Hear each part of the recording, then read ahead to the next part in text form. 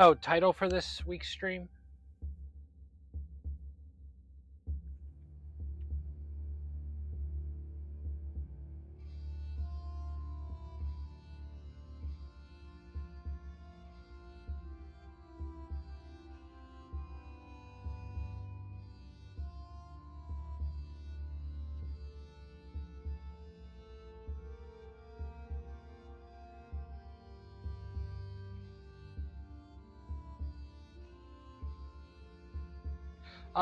I asked for an insight check.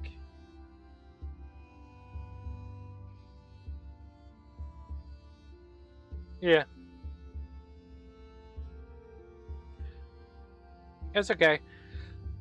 We're gonna make it out of this fine. I got something for the Dark Elves.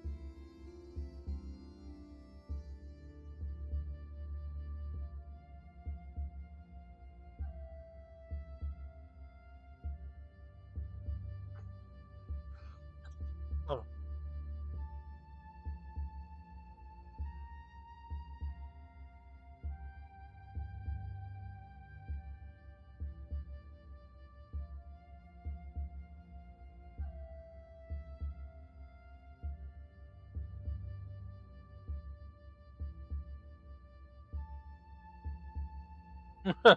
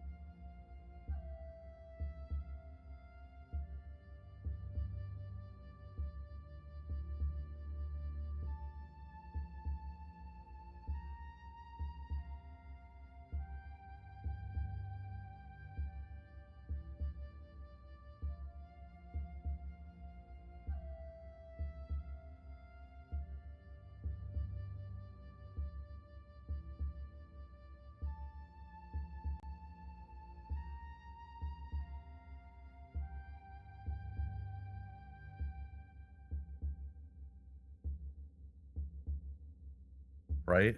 I don't know what's going to happen 10 steps from now because I can't plan on if I fail on the dice roll. But what I can do, Or ultimately succeed. yeah, so what I can do is just have an idea of if this, then this, cool, let's go for it. And that's how I play. On a Cat, 1 out help of me. I just spilled Red Bull. on a 1 out of All 30 over my shot, mattress. I got beer. Beat that chaos. Oh, God. Mayo. Mayo would have been better. My life is chaos, bro. I can beat that because I gave Shock a deck of many more things. God. It was glorious. Yeah, and out of that, we drew like 22 cards and only had 2 bad things happen. It's because I thought there would be more negative cards in the many more things, and it turns out it just gives you more positive things. No, it's definitely a mixed bag of both. I think it actually says in the description of the item is that this has more good increases than it does negative increases. Oh, I never saw any that. I just went through the table and I just started counting. If this happened, that wouldn't be bad. That wouldn't be bad. Okay, that's a neutral. That sucks. That sucks.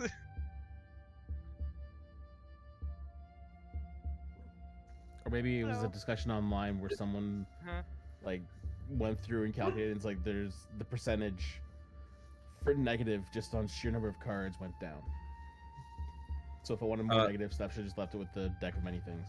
So, Goblin Tuesday, in some of his games, you can redeem a deck of many more things card pull for the players. Nice.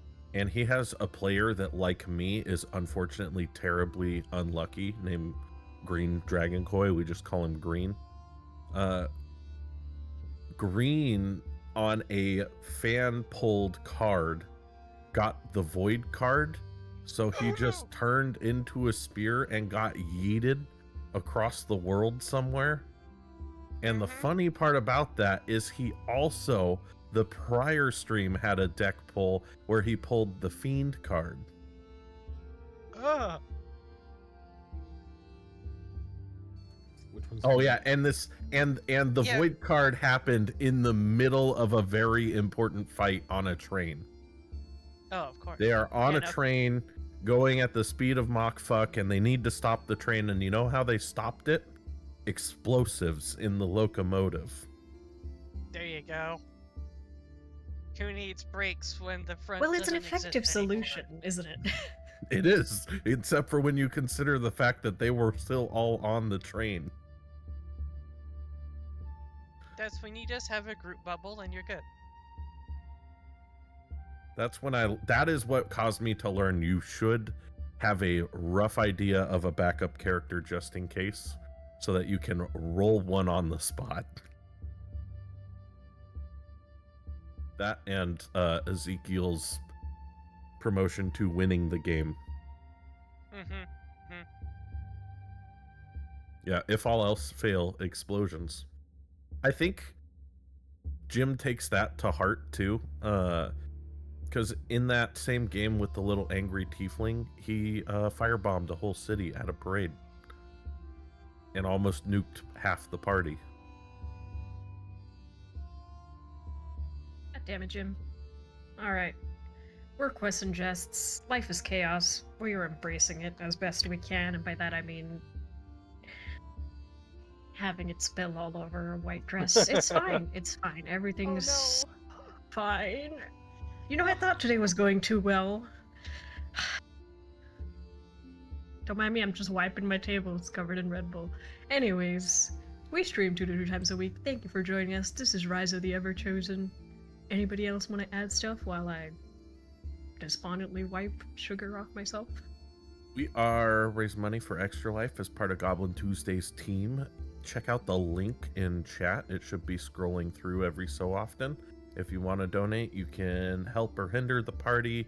You can help us try to unlock some milestones. I think the next one will be Nathan running his very first ever game of D&D as a one-shot. We've currently unlocked the Nikomun's 13. Upcoming at some point in the future, Donnie's got a Wrath and Glory mini-series. It's going to be fun. in the meantime, did we say Springer does knives, Donnie does TikTok, I stream sometimes? You can find all of those links down below, including the link to our Discord. I think you just did. I just put up a quick Sounds like video of one of my knives. You can see the pattern start to come out. Nice. Always learn cool stuff with you guys. We are cool. That's true.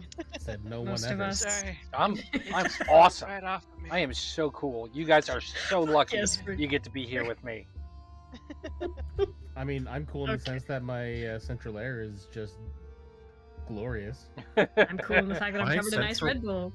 My central air is so good, I'm wearing sweats and socks. Yeah, I Ew. came home and put a sweater on. Guys, My central save the central environment. air is so good. It doesn't exist. I forgot we're not supposed to be bragging about this around Shock as he roasts alive in his home You fucking It's, nerds. that regularly reaches 100+ degrees inside.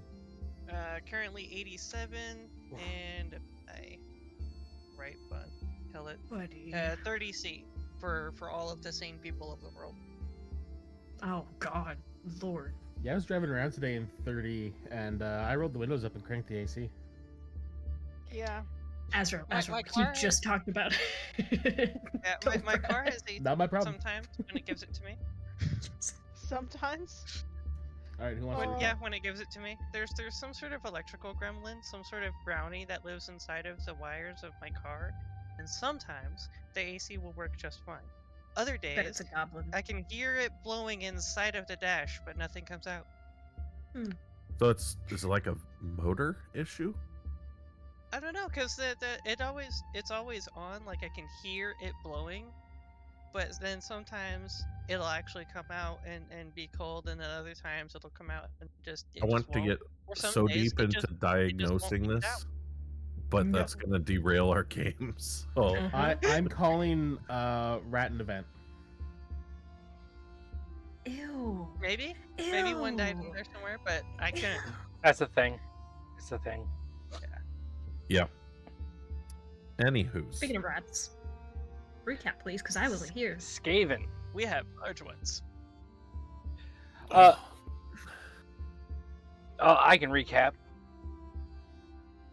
The recap is consequences. That's it. Just consequences. Mogrim, after running all the way downstairs, getting trapped with 4 of the rattling Skavens with the miniguns, kills them, survives, runs all the way back up just in time for the party to get all the way downstairs. He runs up, he tries to grab the, he does grab the central light gem, just in time to get attacked by a Skaven assassin who automatically goes invisible in the dark. It's a Mogrim, rogue Gloomstalker mix. Mhm. Mogrim almost dies, comes pretty damn close. We have to save his butt, and we scare off Yeah, the I assassin. I only lived because of the orc's racial feature called Relentless Endurance, which puts you at 1 HP after you go down. No, that actually made you closer to dying because then he knocked you down with the next hit and then went to finish it with the following one. Exactly. But if I didn't have that 1 HP in the first place, he would have followed with those anyway, and I would have been dead. No, he was going after somebody else, but it was the fact that you stayed up pissed him off. So- I, as a conscientious observer, abstained from any combat with the assassin. We Really? didn't get there in time. He stayed below, and then Cardinal yelled at him to get his ass up there, and so then he casually made his way up. Good Yes, job, that's Cardinal. when he had the glorious conversation with himself. I had to roleplay 2 characters talking Nice. to each other. Then did we get a short rest or a long rest? I think it was just Short a short rest. We rest. Short did do a rest. short rest. We went out. Yeah, We found the Skaven laboratory. We fought some Skaven. We fought some Skaven mutants, and then some sort of Rat ogre. yeah. Then some sort of Skaven cleric wizard said he would bring us to his to the Zinch portal if we went and got back the hearts that would help to create more and bigger Skaven mutants. It was a stabilizer, I think. That he has a big guy that he wants us to bring the big magical rock back to help stabilize it. Yeah. Yep. And the idea is that we will get safe passage to the rift. He will take us to the rift. Mm-hmm. Yes, because he personally does not like the rift because it is spreading the disease and poison and all that fun stuff. This guy's a Skaven leader. Probably. Yeah. Seems like it. I want to say his title's a Gracier, but I'm just not sure if that is what he actually is, because they have many different ones. You did, but I think we got or we're getting a rest, or got a rest. I don't remember. Yeah, we had to wait. about to do a rest, because we're waiting until nighttime so we don't get shot by the snipers. Yes, that's correct. Yes, because he sent orders out to the sniper teams to not shoot us, and we have to wait for those orders to actually get relayed. And this is all assuming And- the Skaven wizard artificer is on the level. We kind of All our believe him. Insight checks Yeah. led us to believe him.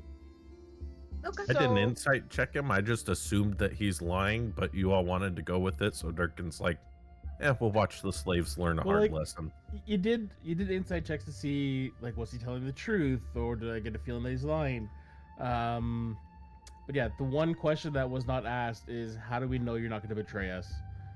Which I had an answer for, which was a pretty hilarious answer, but you guys didn't ask it, so screw you hippies. Question. Answer. Did we get a gem? The gem right at the top. I did. Oh yeah, It that just was the lights big up. thing. Yeah, it's just it's damaged. It doesn't do anything. It only had a very minor arcane ability, which was it powered the lights in the temple. Oh, Yeah, because so we don't have I anything ended to up close the portal. no, I ended up just ripping it entirely, or like it in its housing entirely out of the pedestal, and all that happened was all of the lights turned on, which just helped the Okay. assassin as he laughed and was like, "Yes, time for stabbings." Do we You know- have? You think darkness is your ally? I was murdered by it. Do we have enough time from when we talked to the Skaven to when we were allowed to leave to have a long rest? Well, we were gonna head up top, not go out and wait for darkness before we left. Yeah, we don't know what time it is because Mhm. we're underground Yeah, it's basically. inside the temple. Well, like, you understand the concept of time. Like, you teleported to the edge of the city at dawn. It took you a few hours to, like, dodge the sniper shots to get into the temple. You figure it's about midday. So do we have enough time to have a long rest? Yeah, you'd have like a Yeah. 3/4 of a day until next dawn. Or Can we do that?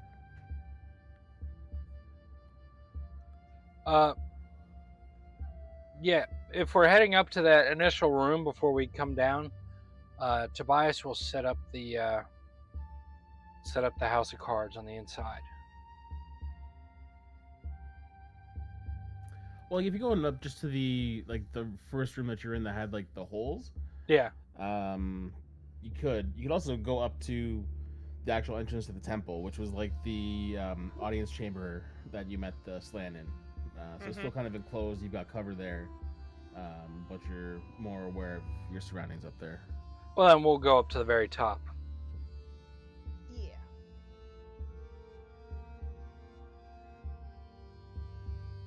As for getting a long rest, I actually don't think technically you can, but you know what? Fuck it, we ball.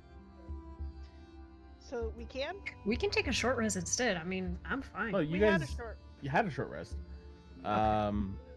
I'm just thinking like It's your up to you. I'm just explaining the thought process.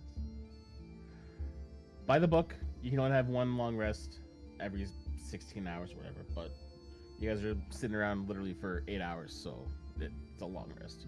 Yeah. So I can click the button? Yeah, go ahead and click the button. Thank you! Click the button!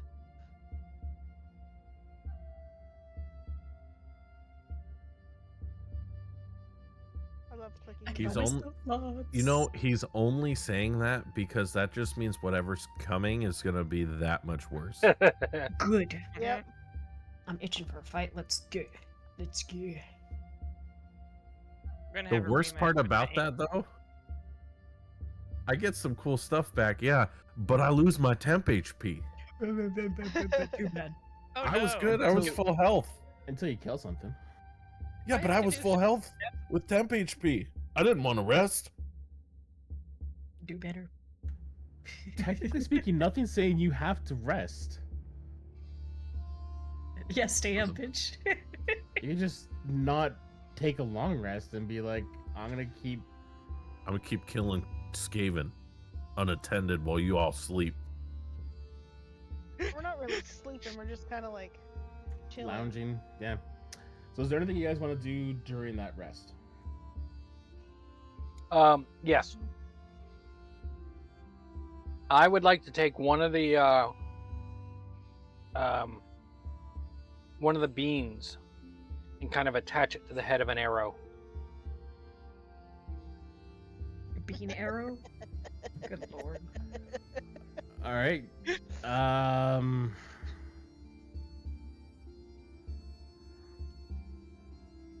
Give me a dexterity.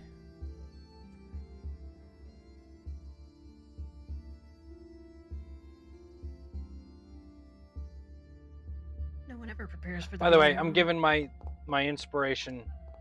I'm going to use tactical mind. So Durkin and Mogram are the ones that don't have it. I'm going to give mine to Mogram. Thank you. Wow. He almost said my name and then retracted it. Okay. You're fine. You don't need anything else. Mogram needs it. Bad choices express. I don't know just what view you're it as talking about. fuck the dark elf. That too. Okay, so with an 18, yeah, you kind of like carve out a notch in like one of the arrowheads that would fit the bean perfectly, and then you wrap it in like a bit of rope and I don't know, spit on it, make sure it sticks. Ew. I don't Ew. Yeah. Hawk to it. Gotta, Rub you some dirt always in it. gotta apply proper lubrication Yeah. if you want it to penetrate properly. Now it's the bean itself takes 1 minute to sprout after it's planted. Okay. So just pointing it out there.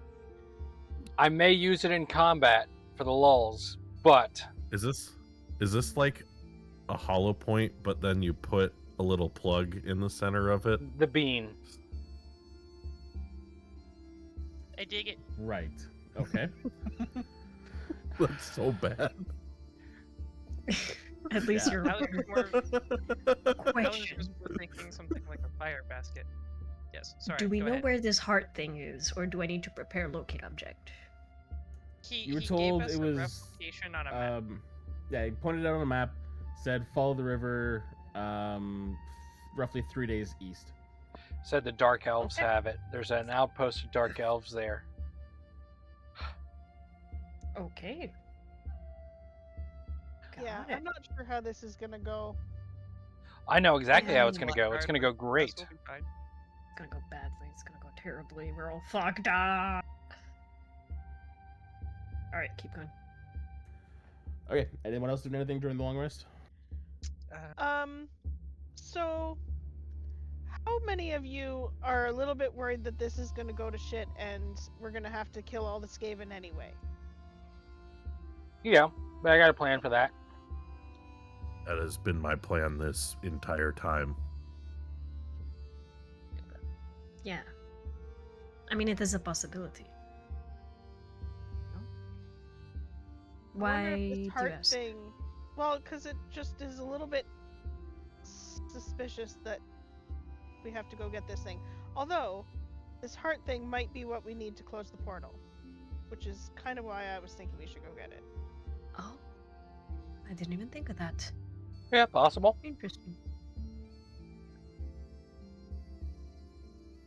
I don't know. Go see.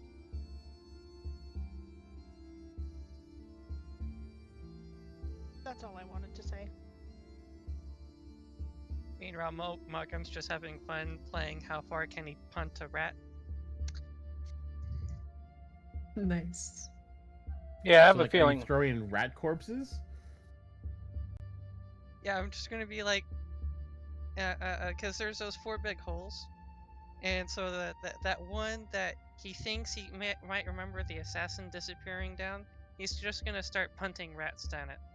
We're Are not you in by that room yourself? anymore. Wait, no, that one's we're not in that room anymore, right? No, We're we're even way up further on top. You're way up top. Yeah, I thought. Okay. Yeah, don't be by yourself again, man.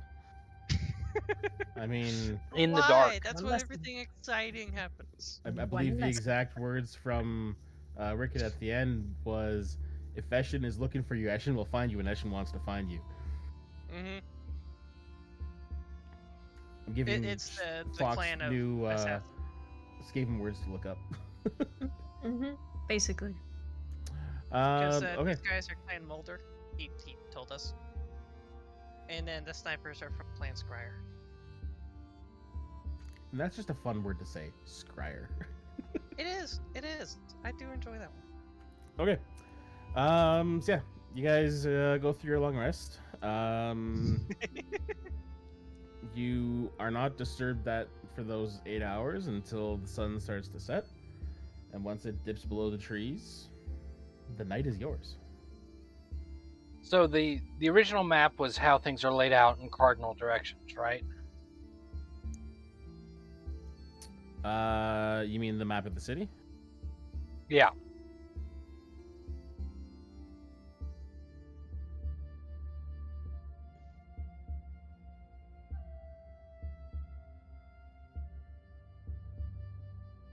So we need to follow the river, which is this river? Yeah, like it's fed from the north, splits. Some of it feeds into the city and like the moat that surrounds the temple. Other parts of it just feeds off to the east. Okay. Well, I guess we should start following the river. Now, when we came in, there was a teleportation circle on the ground, right? That's what we ported into. Yep. Mm-hmm. Mm-hmm. Cardinal studied it. Cardinal I did. studied it. Okay, good. Mm-hmm. All right, then Yeah, so Tobias we will have say an anchor come back to. that's not why I say that, but let's head east. All right, who's taking lead? Not me. Me, probably? +1 survival. Anybody beat a +6? Okay, it's me. I +6? survive. I'm tied with you with that. Ooh, I help you? Sure. Go ahead.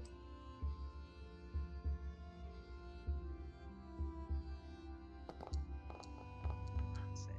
Not bad. 25. Okay. Yeah, not only are you following the river, you actually realize, like, just set within the... Let's go with the south side of the river. You find a trail that's fairly well worn. It's like maybe 5 feet in from the trees at the tree line.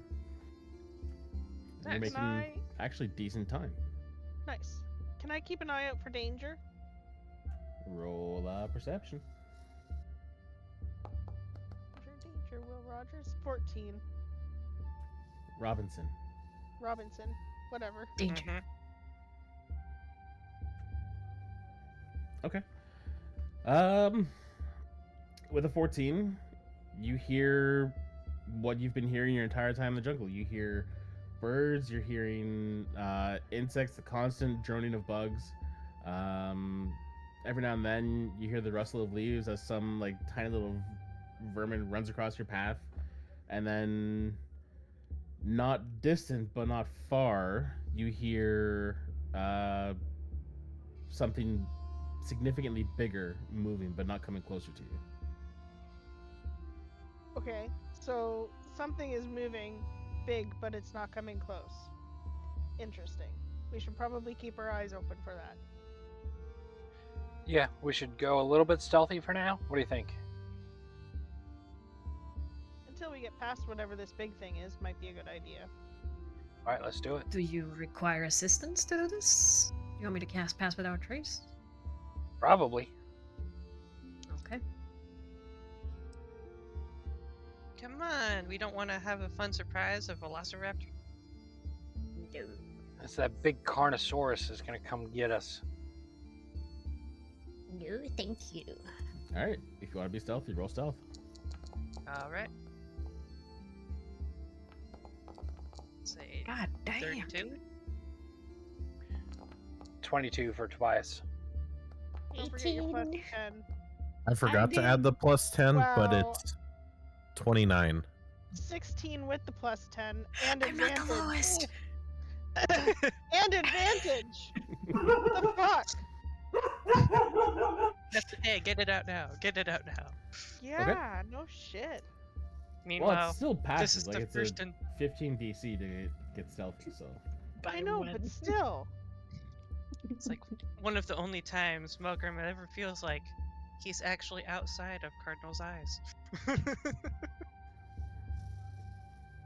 it's something about how the light refracts through the leaves that the red on his boots changes to this like hue of purple. Glorious. Interesting. Yeah. So you're so you're feeling like you're all pretty stealthy. Keep moving forward, and whatever it was that you heard, once you take the effort to actually like slow down and get sneaky, you can tell it's moving away from you. It was never coming closer. Nice. Good. I'm gonna get you guys to roll. Let's do another survival. Okay. Still Same thing. Just the two, right? Yeah, just whoever's leading. 14. Okay, and then I'm having a little bit too much fun with my apparent sneakiness. Yeah. Even like you're looking at it, it's like he's purple. I can't see my boots. And I want a perception for whoever's looking, but at disadvantage because it's dark. If I have advantage, does it make it normal? How does advantage and disadvantage work together? Uh-huh. Okay. Okay. 11. 12.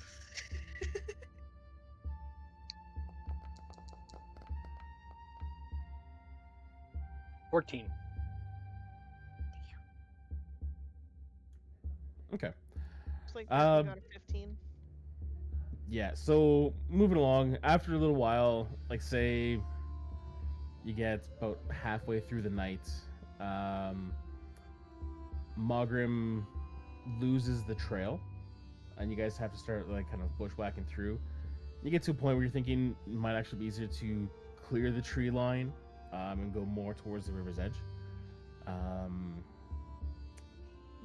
And while you're walking along the river's edge, there's no threats that come out, but it gets to a point where you're... What am I trying to say here? It gets to a point where the terrain on your side of the river gets significantly rougher and it really starts to slow you down. But thanks to Dirk and actually paying attention, he sees that there is a part of the river that gets a little more shallow, a little more manageable. You can probably cross here without too many problems, if you so decide you want to cross the river. Or do you want to keep going with the nice, dry, but rougher terrain? I suggest we cross the river. I don't want to go through rough terrain. Yeah, seems like a good idea. Does it look How big is smooth the on the other side? Or we just have to See- get wet to cross it? Say it again. Does it look like smoother traveling on the other side? We just got to swim across to get to it. Essentially, yeah. It's like the the river drops a bit, and there's like a buildup of stones that you can cross. It's passable, but maybe a little precarious. How big's the river? I'm gonna say it's like 30 to 40 feet across. Far enough that you can't jump it. You had to read my mind. I mean, unless you use Step of the Wind, which doubles your jumping distance. Is it? I think it does. Yeah. I have to. Sir. Dash as a bonus action. And your jump distance is doubled for the turn, yeah. All right, I guess we're So if you want crossing to now. Step of the Wind. Roll a perception disadvantage. Perception disadvantage. 23? By sub magic? Gotcha. You're fairly certain, like, you scan the opposite bank and you see there's one part, it's maybe like 5 feet that juts out, and you're like, I could jump that. I'm just gonna stand there and like kind of scratch my chin for a second. I jump across and tie off a rope. Make it easier for everybody else to go. And I think I do have a rope. Okay. Maybe, possibly. Or Tobias can shoot I his do vine have a arrow. rope. On the if- side. Sorry, go ahead. I was just gonna say, if someone can, if we tie two of these ropes together, jump across and tie it off, so good anchor point for everyone. Well, the ropes are 50 feet long, aren't they? Yeah, but if somebody's holding the other side, it might get a little tight to jump with it, was my only thought. I don't want it to like get yanked out of somebody's hands and suddenly the Well, you don't rope's even- useless in the water. You don't even have to jump with it. You can just use it to wade across. Then how I'll are you hold- gonna? You guys gonna I'll hold it on the- other side? I'll hold it on the other end, Okay. and then after everybody's done, I'll just pull myself across. Bam! Genius plan. Let's do it. Before So- the crossing, is there a space that's deep enough that I could swim across? That's not like super fast flowing. Roll a perception for me. We'll say it's straight because you're used to looking at water. I don't know. Water A sight. 23.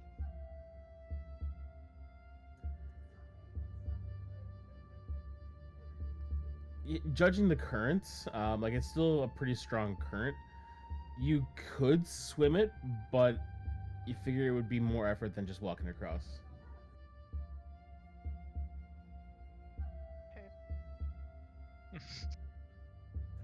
Alright, Sea elf want to so swim. The sea elf does want to swim. She's getting kind of dry. Like, you can go for a dip and then come back out. And I must moisturize.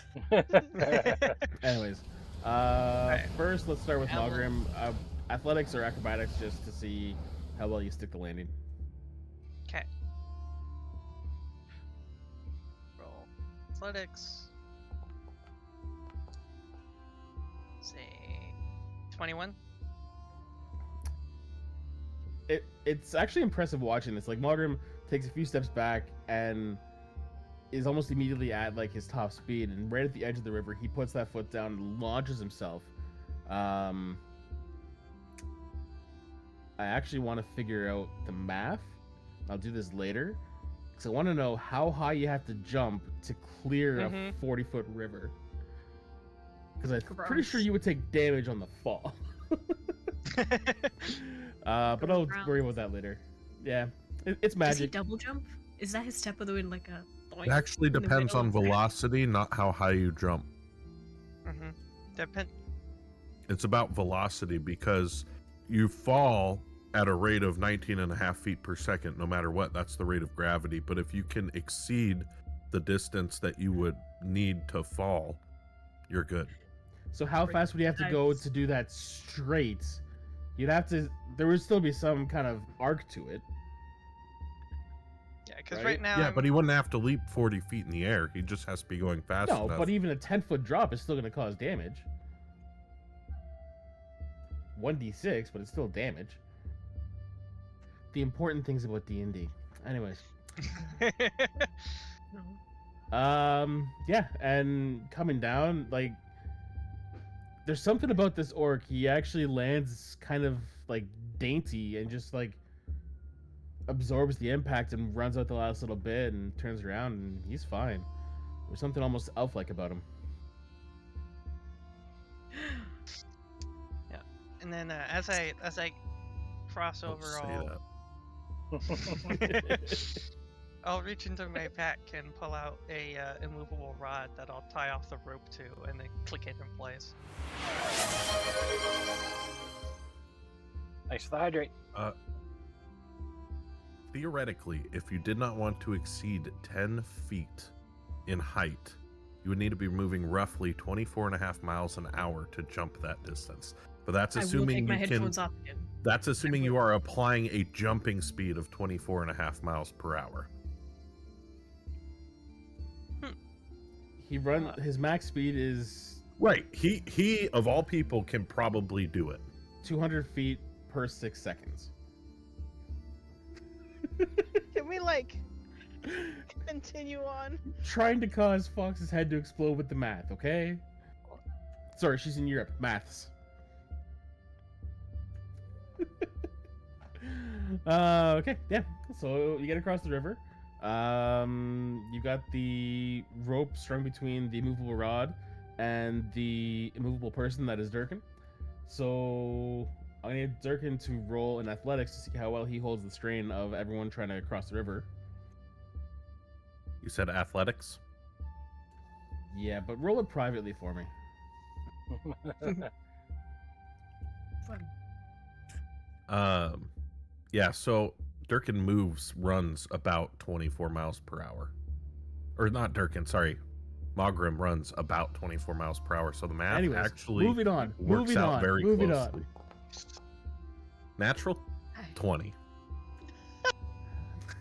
I Nice. cast I'm sorry. fire shield. I got really excited. I got really excited. Do you feel the pain that I feel? want you to roll it privately means I'm gonna blurt it out. Listen, you can't hold that against me on a nat 20. Yes, you can. Yeah, I can. Yeah, you Because like there goes all the tension. I was like, is Durkin strong enough to hold this together? Yeah, no, he is. Rolled a fucking 29 there. Okay, so what's the order of everybody crossing? Spiles will go first after Mulgrim. Next. I'll go third. Okay. Let's do some athletics with advantage. This is going to go swimmingly. Oh, that's a Wow, 27. 16. 18. Okay, yeah, one by one you guys start crossing, and the area that like the rope stretches over exactly, not only is it raised up enough with like buildup that at most you're wading through like knee-deep water, but it's also gotten very stable over the years. You were expecting like smaller rocks kind of shift under your feet, and this is just almost feels like it's like solid bedrock there, but you know that it's still loose rock. The three of you get across, no problem. So then it's just Durkin. How is Durkin getting across? You're just gonna walk and pull the rope with him as he goes. Okay. Same deal. Snake eyes. Well, kind of. Actually, quad snake eyes. Yep. Yep. Still 20 though. The guys with glasses. Yeah, the added weight from the armor. The added weight from the armor is you actually make it across faster than everyone else did. Okay. And you finish your long rest at about 8 o'clock. So you get through the first day, no issue. So we're coming up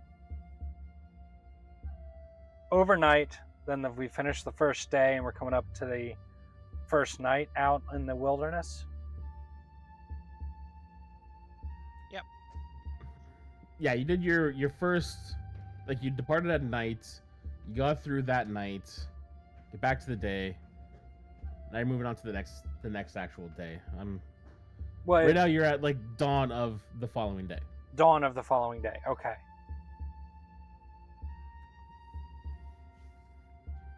But it's still pretty dark under the canopy, right? Well, you guys are sticking more to the water's edge, less in the trees. So it's bright. It's a bright, sunshiny day. Okay.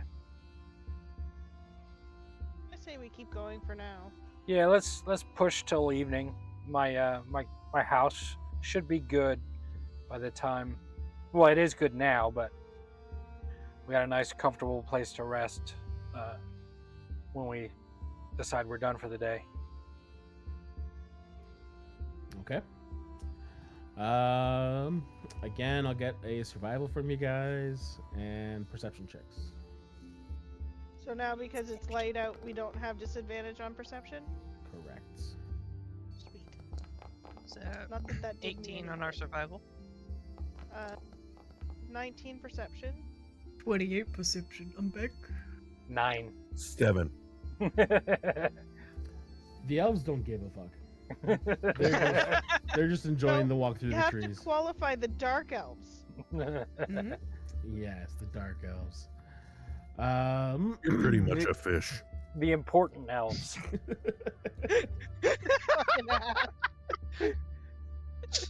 I gotta play the character. What do you want? One of the three of you is royalty, and it ain't y'all two.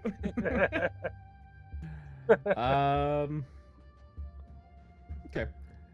So this time as you're traveling through the day,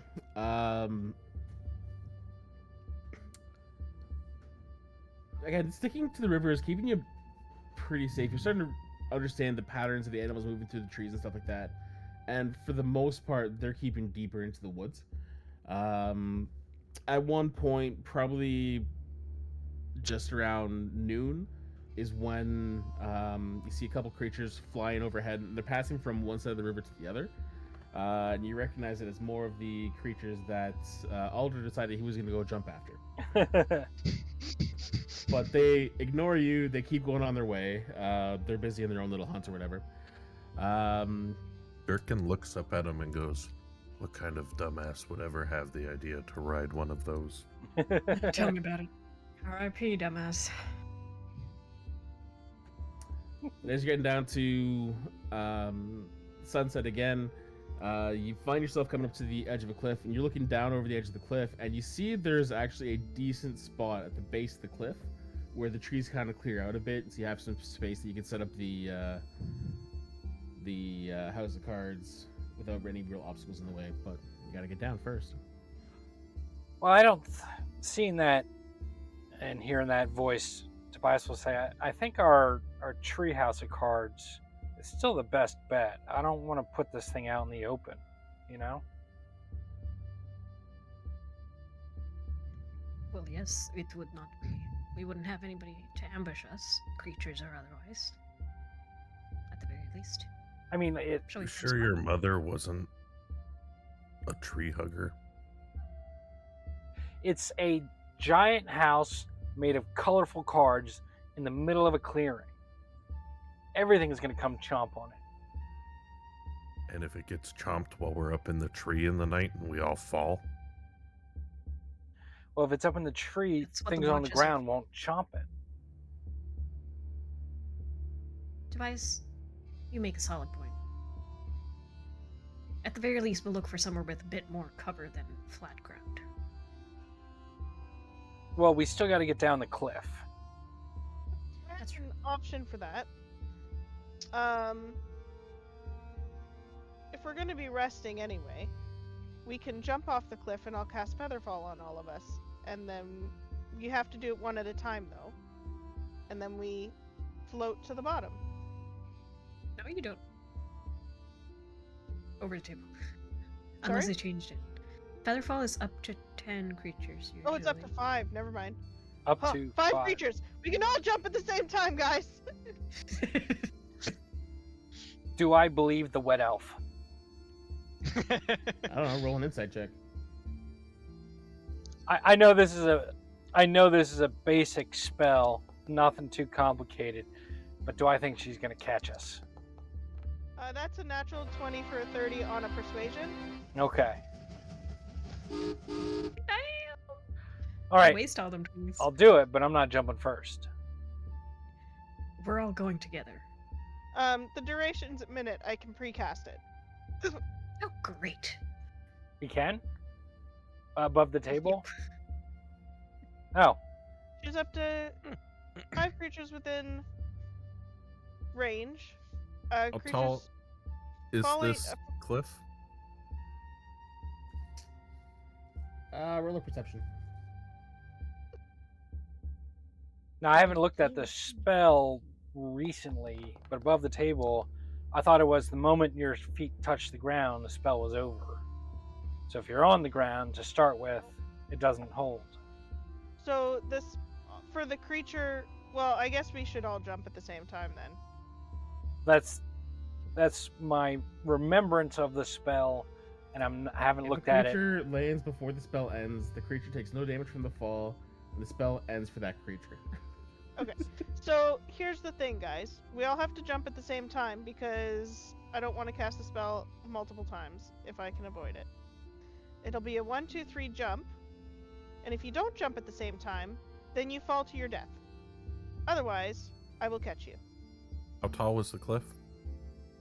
Would roll 23. 23. You figure it's about 240 feet up. It's 60 feet per round. You Yeah. fall. Yeah, so we just Oh, fall okay. for like 4 or 5. Yeah. Not bad. Well, it isn't the Oh, cliffs of Namakum's just insanity, gonna so shrug. I hold on to Noridia's arm and be like, all right. All right, I'll hold on to Cardinal on the other Is side. everybody ready? Yeah. 1, 2, 3, jump! Jump. And then I cast the spell. Does Durkin jump? Yeah. Okay. You look like you were waiting for something. Nope. Durkin's just up top like these idiots. No, Durkin's seen Featherfall cast before. Durkin's up Yeah. at the top like, I bet it doesn't work. Have you never seen the hell diving blackguard? No. The issue with like a combat drop with Featherfall is 60 feet per round leaves you exposed for a long time. Yeah, but we do it at night. It's like repelling. Yeah. And it's not concentration, so if we get attacked, it's not... I don't have to worry about losing concentration, so that's good. Since this was Neridia's spell, go ahead and roll a d100 for me. I want to see how lucky you are if you get attacked in those 4 rounds that you're falling. 64. Yeah, you're fine. There's just a Troglodon at the bottom waiting for dinner to show up. I would say, like, you jump out and you're about halfway down. You hear, like, the heavy footfalls and you look up as a Connorsar crosses the river that you were just on top of the cliff. Oh no. As I see that, I point it out to Tobias and I go, that could eat you in the tree.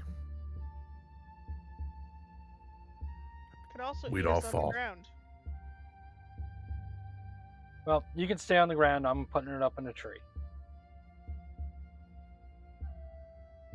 It doesn't even have to be like 60 feet up. It can be like what, 40, Yeah. 30. I think we were doing 30 or 40. Yeah, so you guys drift gracefully down to the ground, and you angle to jump enough that you land on the grass, not necessarily fall into the river.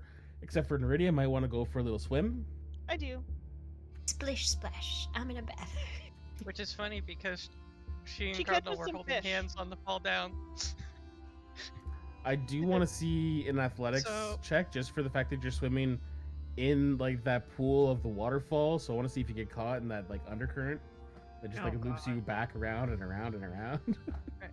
An undertow. Do I get That's the question. advantage because of being a sea elf? No, Damn it. it's just not I have hard. a question.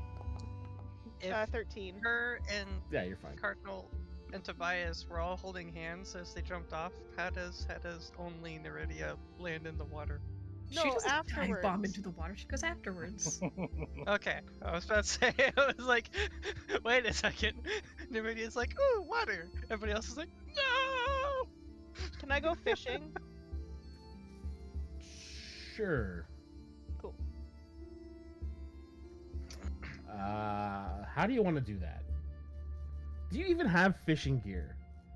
She Do I bites have it. fishing gear? No. How do you plan to fish? I have a rapier. So you're just gonna go. You're gonna go sword fishing. Yep. Yes. Alright, well, that is very sea elf of you. So okay. Swordfish. Um. And a rapier is piercing damage, so it works perfectly. Although I have a Resident. swim speed, so it works perfectly anyway. Yep.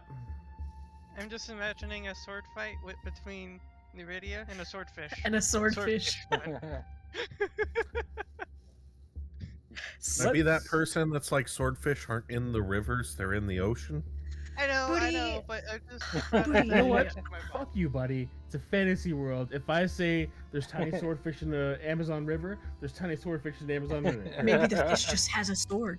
Maybe it's a fish. It's a sword-wielding fish. Murlocs are part of the Warhammer world. For shits and giggles, Gobble. I want another D100 to see if there are fish or what kind of fish. 77. Okay. If it was like 30s, it was gonna be piranha. But they would only attack after the first one got stabbed and there's blood in the water. Because otherwise, if there's no blood in the water, the piranha really don't care about you. Yeah, there's like some, I don't know, what's in the river? Trout? Bass? I don't go fishing. Me neither. Me neither. There are Yeah, fish with both of scales and tails and Fins. flippers.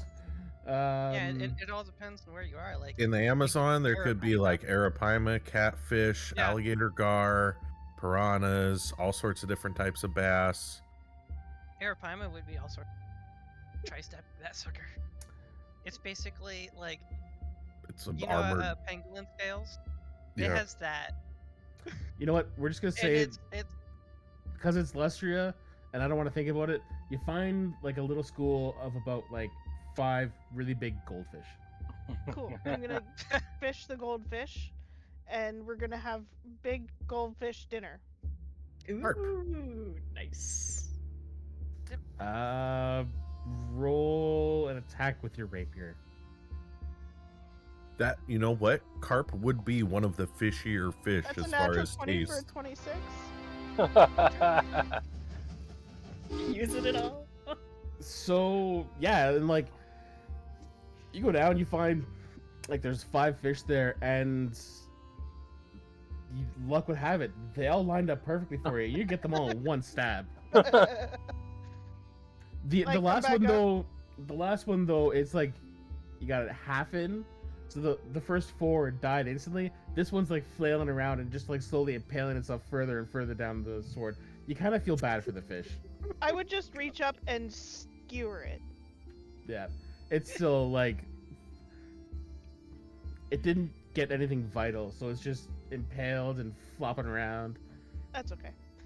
I come up out of the water and I say, "Everybody, I've got dinner. We just need to cook it."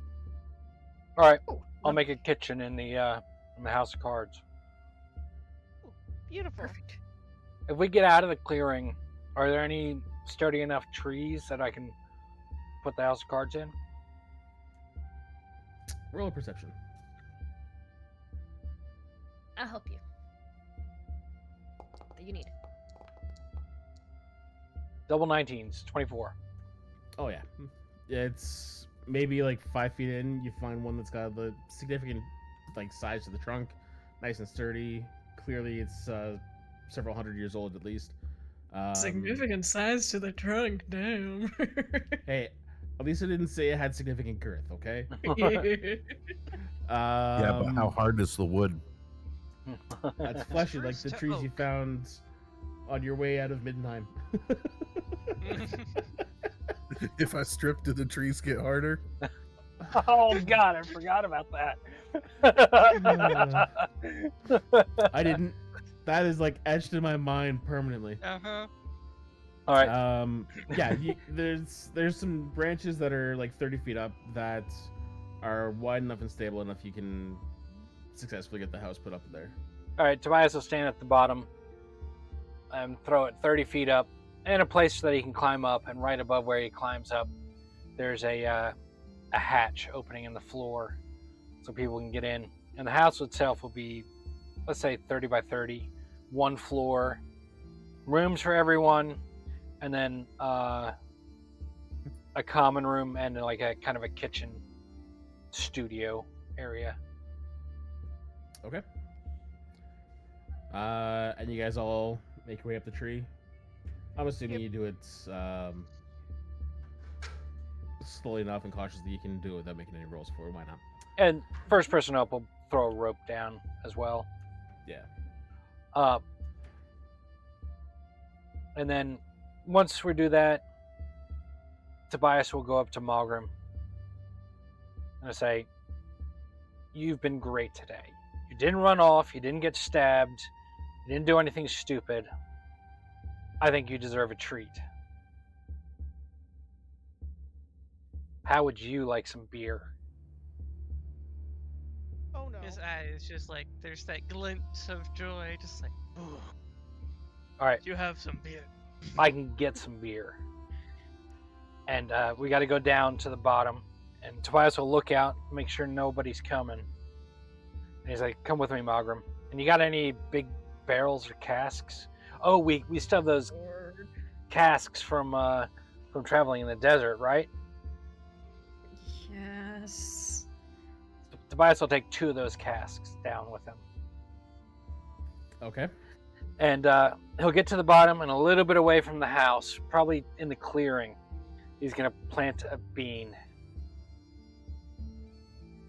All right. Put it in chat. Let's see what you got. Yeah, meanwhile, Mogrim was just giddy the whole way walking over. Oh, This where's is far enough away from the House of Cards that it's not going to destroy the House of Cards. Yeah, a little bit further out and towards the center, the clearing.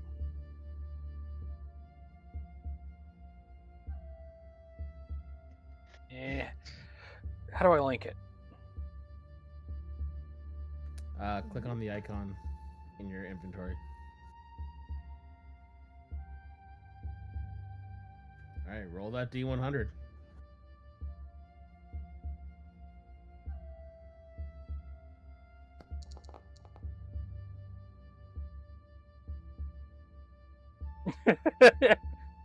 Not again. 24. 24. So, an animate but immobile stone statue in your likeness rises and makes verbal threats against you.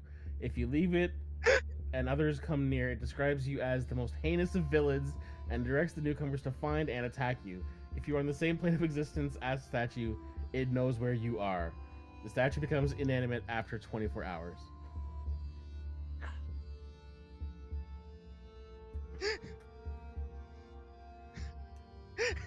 Yeah, so you plant the seed, you wait the minute, and then like you have a pretty good sense of time. You're like, okay, any second now. You're expecting this geyser of beer to come up, and then slowly like the ground splits and the stone head rises up, and then shoulders and a torso, and you recognize like the curve of the bow. You're kind of like standing behind it, and you're like, that looks like the oath bow. And what is that? Is that the vicious? You come around, and it's like perfectly looking like you. And as you come around to stand in front of it, the eyes snap open, and the head looks at you and goes, yes, oh, I'm gonna get you.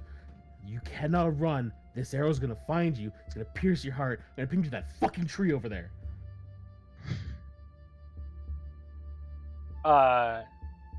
Tobias will turn to Mogram and go, do I sound like that? I don't think that's. I don't think it's beer either. Do we need a password for the beer? Turns and looks at Mogram and then points at Tobias and says, you orc, if you kill him, you will be saving the world. This man is the most vicious killer anyone's ever seen.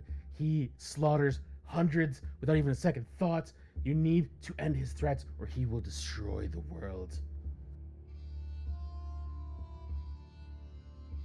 That's only partially true. He does shoot many things. I'm just gonna have to sit there contemplatively for a moment. How loud is this statue being? It's not quiet. It has no concerns for your safety, especially for your safety. I'm gonna. It's just made out of stone, right? Yeah. Mm-hmm. Tobias is gonna kind of look around it. You know, I was really hoping that would be beer. Maybe we'll try again tomorrow. And he's gonna stand back and he's gonna take out his bow and take a shot at it. Okay. Roll an attack. This can't end well.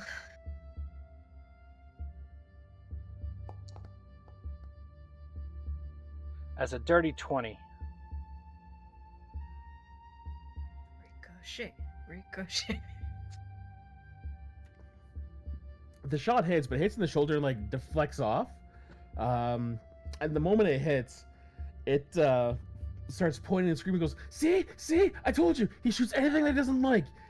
And he's screaming, and the voice is echoing through the woods. Can the others hear this by now? They're only 30 feet away, so I'm gonna say yeah. 40. They hear Tobias yelling about Tobias being the greatest villain and how he's trying to kill him. I head out of the window. Tobias, what the fuck? We wanted beer. We only wanted beer. This isn't my fault. Mogram, what did he do? That funny little magic bean that made beer last time. Now it made funny statue. I want the beer. Statue looks up and he says, You up there. This guy, huge villain. He burns down orphanages. He slaughters puppies. Drowns kittens in rivers in bags. There is no one as bad as this man right in front of me. Taking another you should shot. end him right now.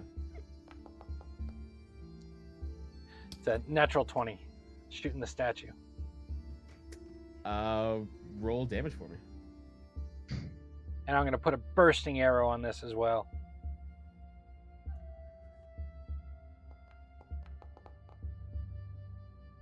It's 23 points of damage.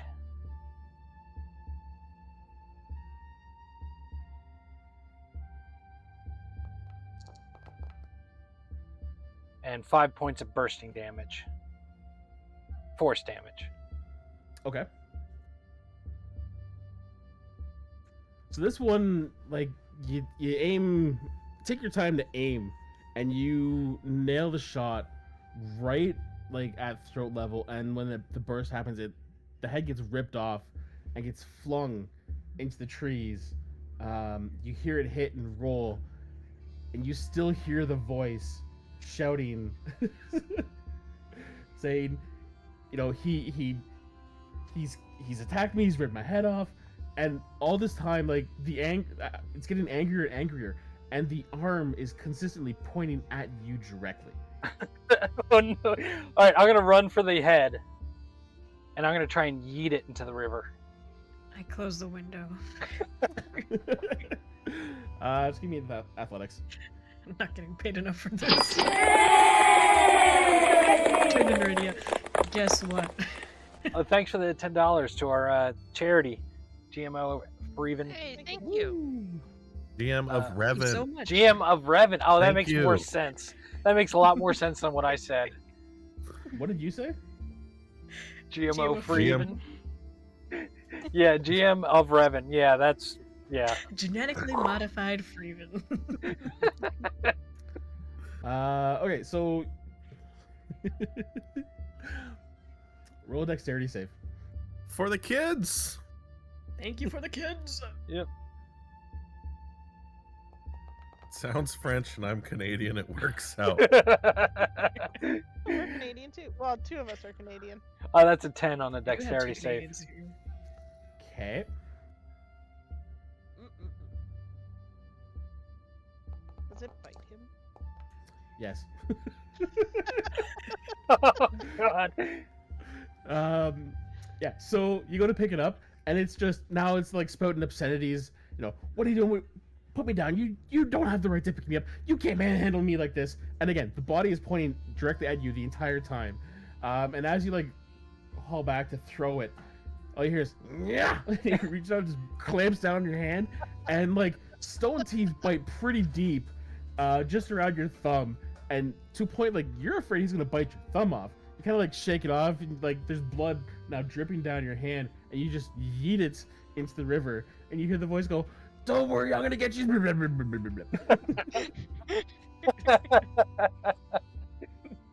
Cardinal sips tea in the room. Silence. This group is quite interesting. Tell me about it. Thanks for the hydrate. Thank you for the hydrate.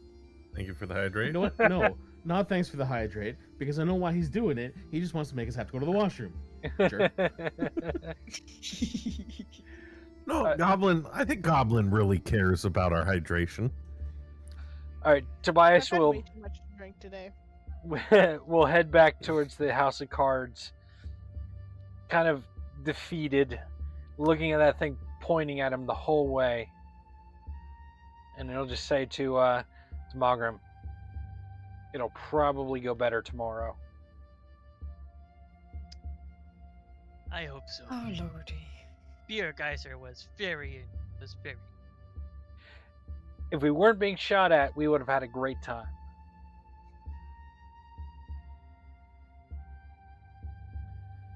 Tobias is gonna kind of wrap a cloth around his thumb, climb up to the House of Cards. Did you deal with it? Just follow up. Sort of. I think Is it silenced? it's trying to organize a fish army against me. How I many go sea and elves get are we talking? Dwarven.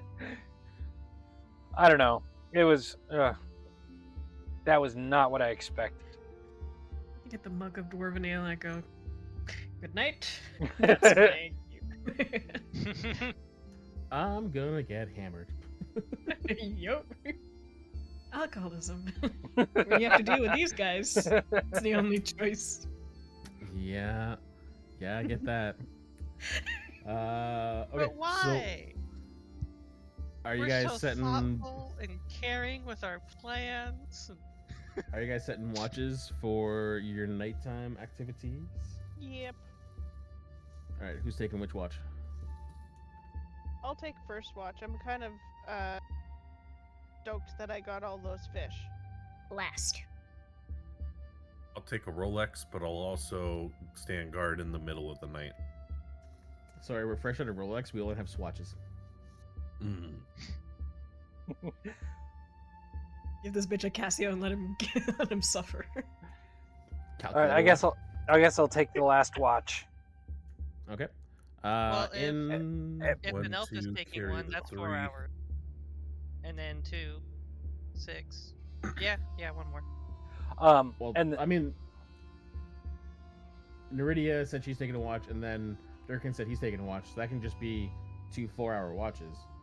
Sweet, I go to sleep. Tobias will get the full sleep. And by the way, the hatch at the bottom, hatch at the bottom, and all 4 windows are closed, and only I can open them, just in Am I case supposed to- a rat comes and visits. Okay, I guess I will keep my ears open. You're muted, Fox, but yeah. Same. You can't watch if the windows are closed, bestie. You can look out through the windows. You can look. Okay. Oh, okay. Yeah, just the windows are shut.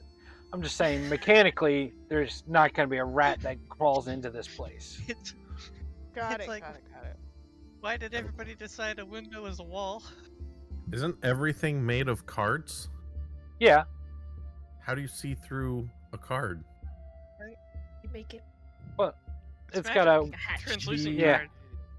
card. The glass is like stained glass of just really thin card. Okay, sure. Yeah, okay. It works. Yeah.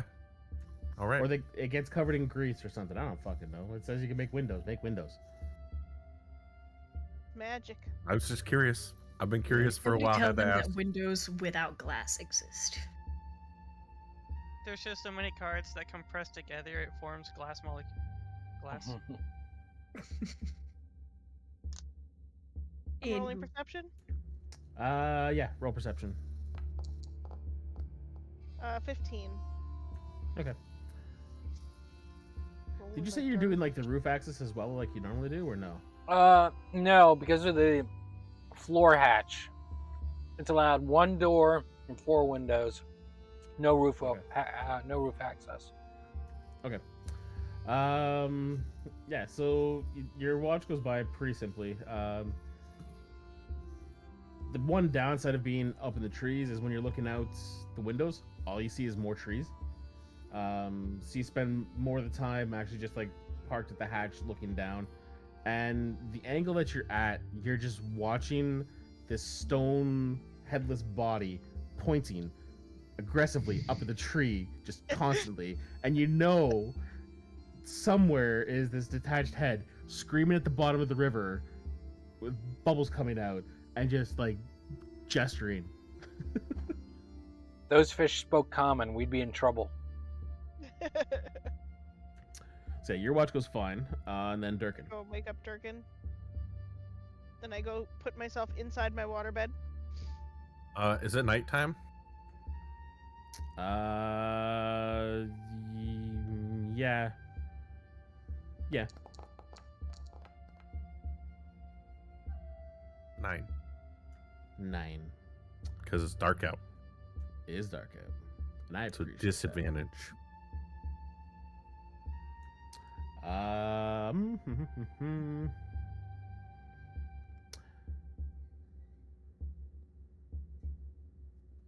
While you're taking your watch,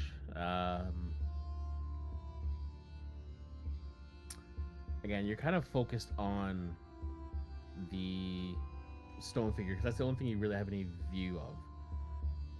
And part of you finds it humorous that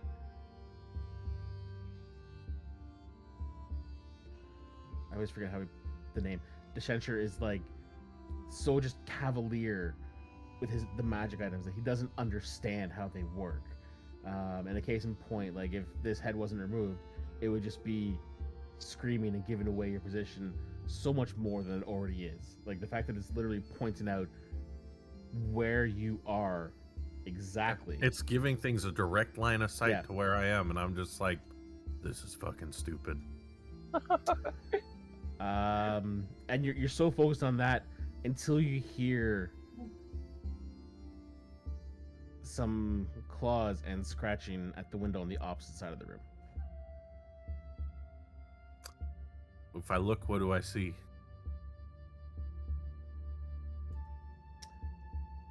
you see. I'm gonna say do another perception check. Just this one's gonna be straight because you're inside. There's a bit of light coming out to the window.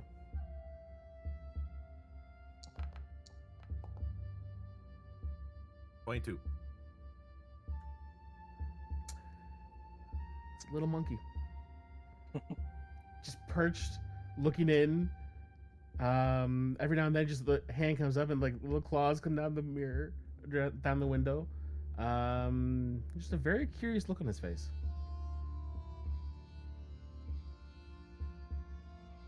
I mean, we already have a couple slaves. What's one more? I try to point towards the hatch in the floor and see if it can figure out what I'm trying to tell it.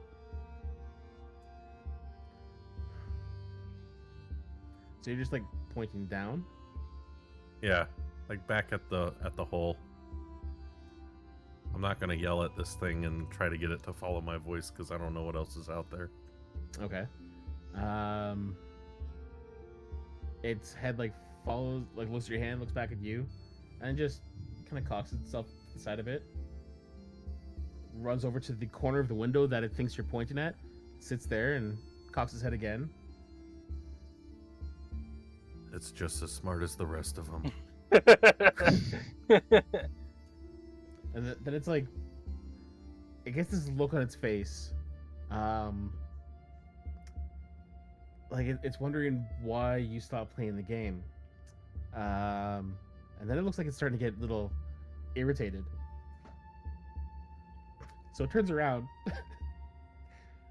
pushes its butt up against the window, and just shits all over the window. What? And then jumps off into the trees.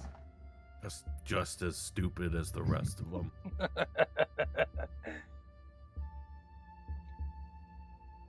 Aside from that, your watch goes by fine because I had nothing Quality planned for- fucking content. Yeah. Question, does that shit stay on the cards when the cards go back to Tobias's hand? You don't know. I really hope it happens. I'm just putting the thought out there. We don't know. But you guys get through your long rest. So you can go ahead and I'll take that. I think I'm the only one that used anything. Yeah, I don't think I used any reason. No. I got attacked. Yes. You created your own monsters. Don't we all? So, shall we 'Kay. get going, guys? Yeah. Let's keep heading east. Tobias, when you wake up, you walk out into like the main area and you look around as you're like stretching at first, like trying to get the blood flowing, and you see this like greenish brown smear just covering one of the windows. The hell is that? Dead bug. What? How big was the Bug. bug? Pretty big. Tobias is gonna. I don't think I have anything to clean it up. I can prestidigitation it. Oh yeah, I got that too. Tobias will open up the window and he'll start prestidigitating it. Okay. When you open the window, you get hit with the just rankest smell. It is clearly not a bug. Yeah, jeez, the bugs in this place are awful.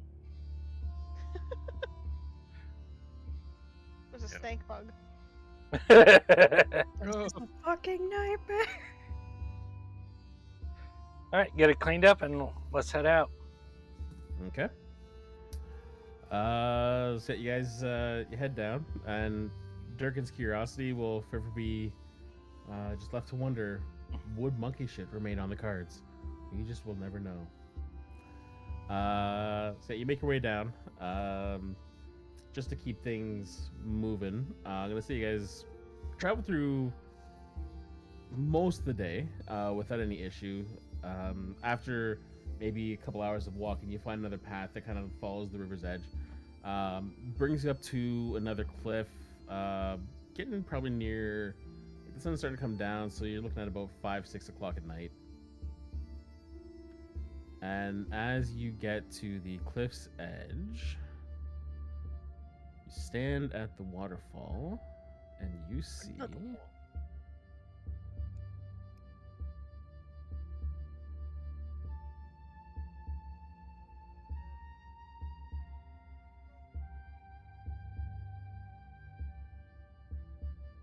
a big encampment. Uh-oh. So yeah, looking down, you see like the tents, the architecture of the watchtowers. They're all very clearly dark elf in origin. But where you were expecting like a raiding party of maybe a couple dozen, you're realizing the size of this encampment. You're looking at a small army of dark elves. Can I make out the insignias on the banners from where we're at? At the distance, it's still kind of like just too small to get detail. You have a few ideas of some noble houses, but you can't pinpoint exactly for sure who is in command of this encampment. Mm-hmm. But you see, you make out some very obvious points. Like you can find the altar to Cain. There's like a magic circle in the closer to the waterfall itself, and when you're looking down at the magic circle, you notice that there are like the ground is mostly like mud or bits of greenery here and there. Around that circle, there are distinct scorch marks that have radiated out in like lines. They go about 20 or 30 feet past the edge of the circle. The north part is dominated by something that Durkin is very familiar with. It's obviously the tent that holds the commander of this force. There are beast pens down near the south edge that hold anything from cold ones to about 3 iron scale hydras are all contained there. And rows upon rows of tents, and you can see armored individuals walking down the lines as they're going about their daily business, completely oblivious to the fact that you're there. Tobias will make his armor look more dark elf-like. And we want to go in there and steal from them. No. Who said anything about stealing? Yeah, I got an idea for a pretty good trade for them. But how we give them the trade is going to be a little bit complicated. Be easy if just me and Durkin go in. However, Cardinal, you're the key to this trade. And you're not the trade. Just I can see the look on your face already. But Listening. if you guys go in, Cardinal, Malgerman, and Neridia, Yeah. sorry. There's going to be complications, and you got to follow the rules. I would prefer not to go into an armed encampment of dark elves. All right, I can set up the house for you up here, so you guys can hang out. What's the trade? The sigil, the teleportation sigil. I'm not getting it. We'll trade for the heart that the Skaven want, the teleportation sigil that leads right into the city. So you're giving them access to the city. Yeah.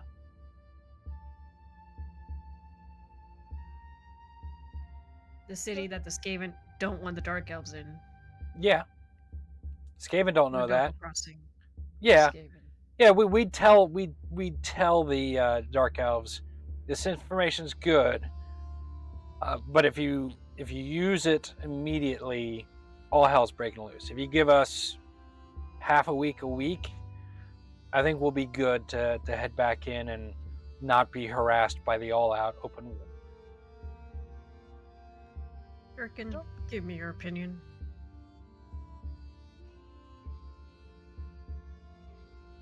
Donnie, real quick, to make sure I understood this. Yeah, I know, right? The Dark Elves went into the city, took the heart, and brought it back to this place that we're at now. Yes. I think that's the most bullshit, stupid plan I've ever heard, Deshanchar. Why? They already know the entire city in and out. How are we getting them any entrance that they can't already find themselves? Well, they had to march in and march out. We're giving them instant teleportation. Your entire hand relies on the idea that they don't already know where that teleportation circle is.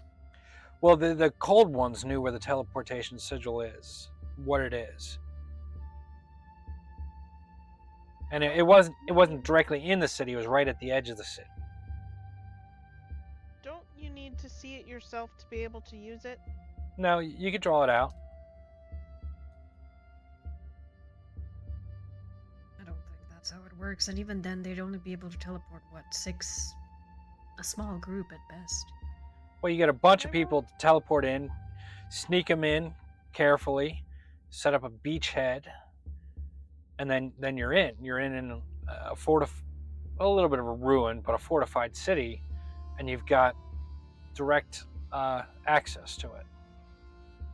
I don't know how much this is valuable to them. I can't believe I'm agreeing with Durkin, but Again, this all hinges on the idea that after assaulting a city full of Skaven with a force large enough to take this heart, they haven't found that teleportation circle already, or don't have their own means of getting there quickly.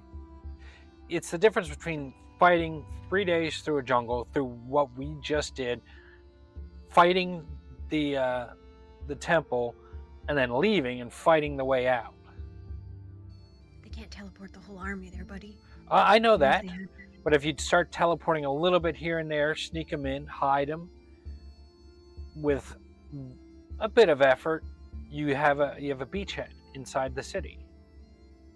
Can I roll an Arcana to see if they can actually do that? Like, if you need to have seen it yourself? Sure. Can I roll an Arcana on that? Yeah. 14.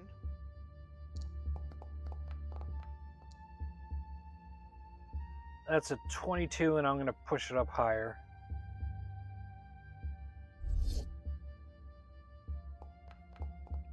Okay, 24.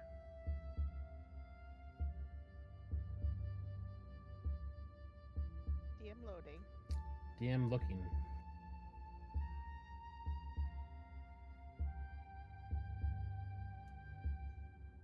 Now, above the table, and you can rule it however you want, even against the rules.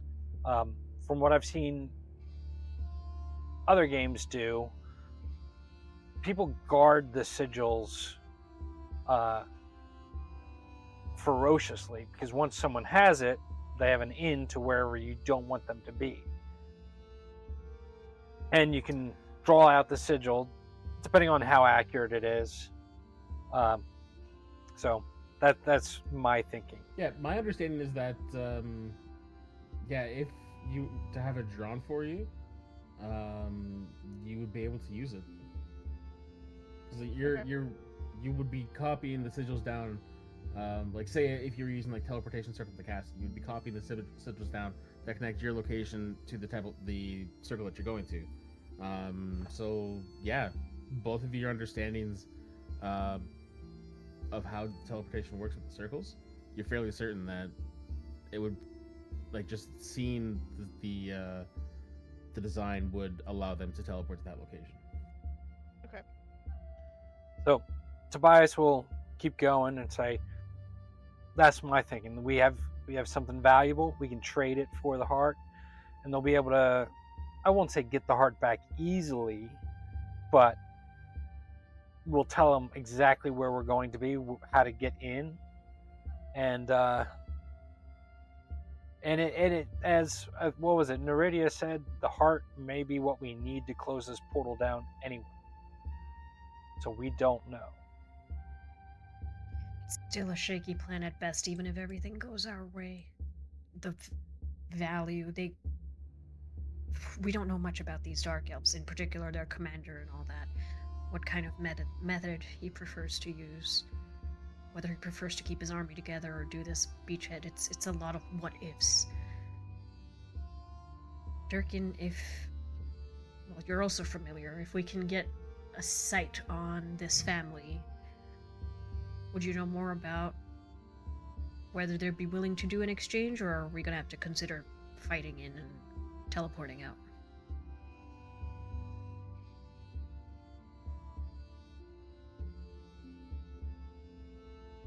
Sorry, I'm thinking as to what Durkin would say, so give me a second. As he just kind of flatly stares at you.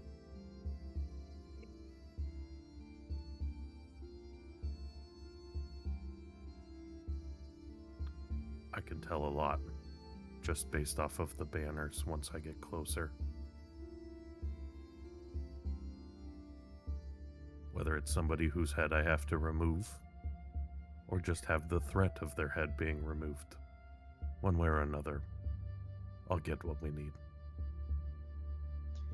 Do you think it's best that you go by yourself? Or Again, if we do, we can go in and see if they'd be interested in the sigil plan. Then if we take Cardinal, plan completed. If they're not interested, we've taken someone they probably won't like into their camp. So, and then if Mogram's coming and leaving you outside, you're all by yourself in the wilderness here. that's my biggest question is, Durkin, do you think it would be best if you guys go just the two of you, or should we all go together? What is the best plan?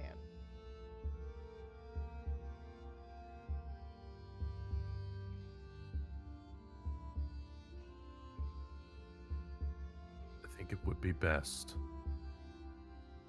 if just I or Ayanta Deshenshar went in there first and negotiated, and then informed them of we were going to retrieve you.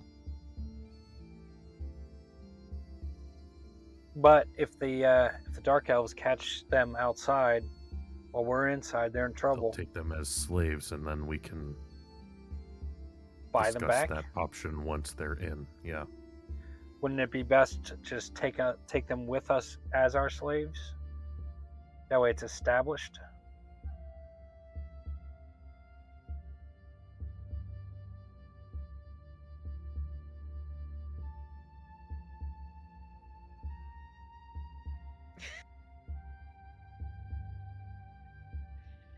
I don't know about you, but I don't know many elves who give their slaves fine weapon and armors.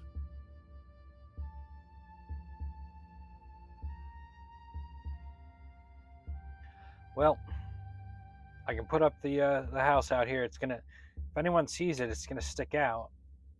Well, I don't think we should have the house. Okay. We don't need the house. All right. Then Tobias is gonna hand the deck of cards to Cardinal and say, "This is just in case you've seen some of the bullshit I can do with this thing. So, just in case, you're holding on to it for now." Get creative. Yeah. Okay. It can't take much physical damage, and it's not that difficult to hit. I'm aware. Do you want a little boost for your sneakiness, Durkin? It'll last you an hour.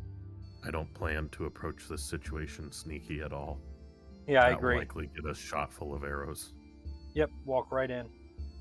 The biggest downside to my sigil plan, and I still think it's a good idea, is if we tell them what we want and they don't want the sigil, they now know what we're gunning for. So My maybe plan is much more simple.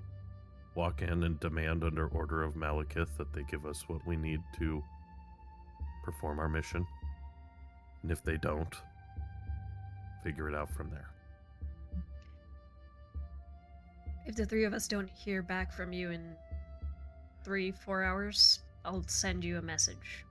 Above the table question: is it easy to teleport line of sight? Like if they're looking down into the camp, can they teleport right to a spot they see in the camp, or is there the chance it goes awry? There's still a chance it There's goes still wrong. a chance. Mhm. The only guaranteed 100% accuracy is to a known teleportation circle. Okay. If you don't have that, there's always a possibility that you have a mishap, you get teleported miles away. So many things can go wrong. Okay. All right. Let's head in. Let's head in, Durkin. See what happens. I confirm with them. I'll send you a message sending in 4 hours' time if we don't hear back from you. You should see us walk in the gates. Give us an hour after that, and if you Yeah. haven't heard, Okay. Yeah, try or and keep seen an eye. us leave. Okay. Done. So you guys start to make your way, because I want to cover this before Fox runs away and goes to play with somebody else. You guys start to make your way like down this cliffside, getting yourselves closer to the encampment. And as you get to the bottom, you start moving towards like that river's edge.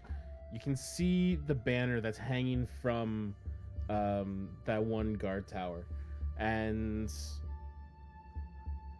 Durkin, you recognize the sigil immediately. You've had dealings with this family before as well.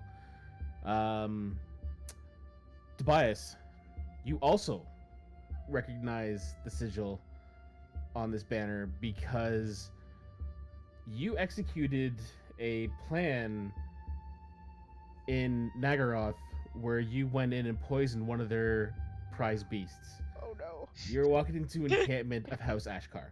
Ashgar.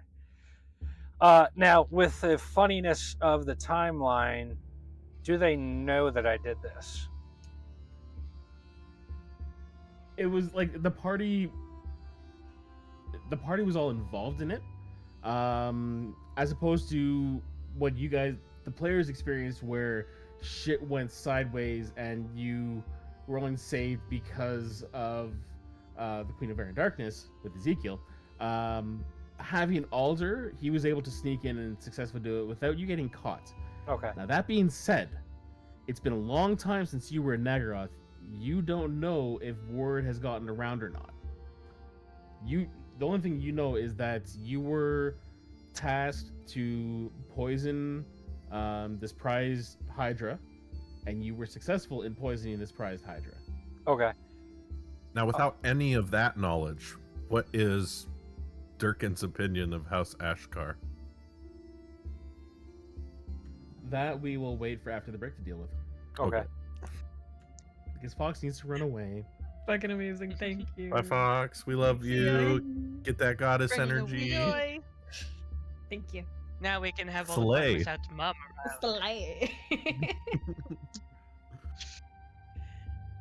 Actually, the fun thing before we go, Fox, who gets to control a cardinal while you're gone? In I case actually something trust happens. Booty to play a cleric because he has played a cleric. Okay. Booty, do her justice. I If not, do. I Ember- make her a Ember, sassy you're- boss you're bitch vice every captain. time. Amber's I'm vice vice captain to make sure you don't fuck up. All right. Anyways, yeah, have a good one. See ya. All right. Going to intermission.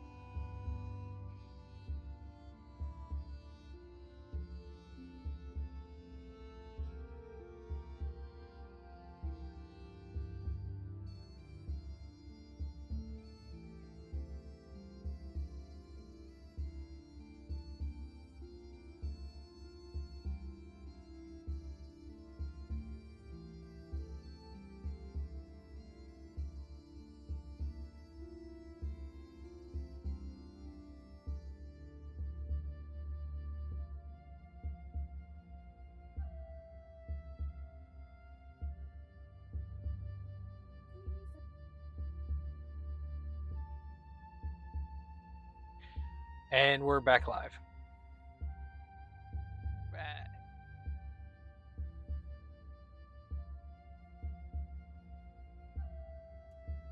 Okay. So you guys are just walking straight up to the gate? Now, I can't remember, and I'm going to take a risk that I didn't get the dread helm before the. Oh no, you've had that since before we showed up in Nagarond. Okay. Because you got that when we fought.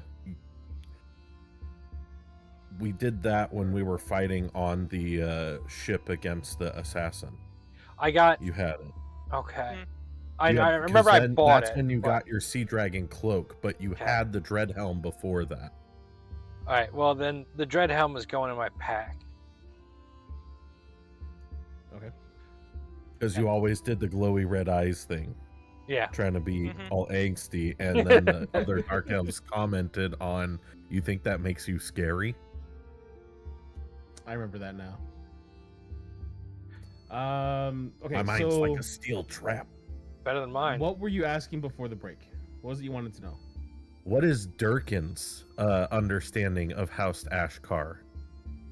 And what would his knowledge and feelings of them be in light of recent events? Because he doesn't know that this group is part of the whole group that ruined one of their prize hydras. I mean, roll a history for me.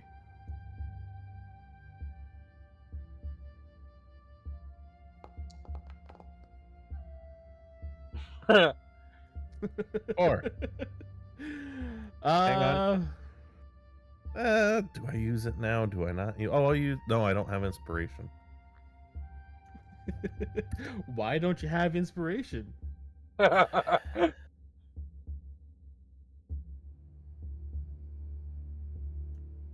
Are you adding anything to it, or are you just gonna suffer? I'm a tactical mind. Okay. So it's a 5.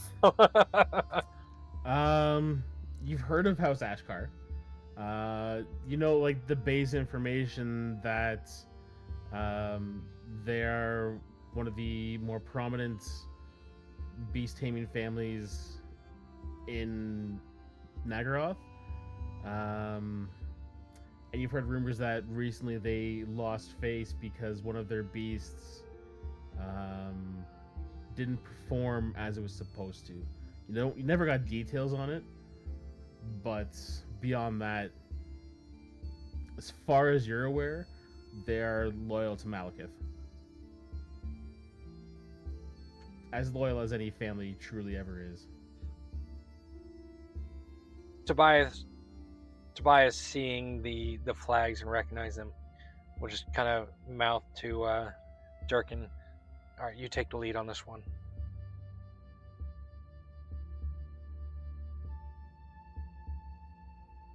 You know,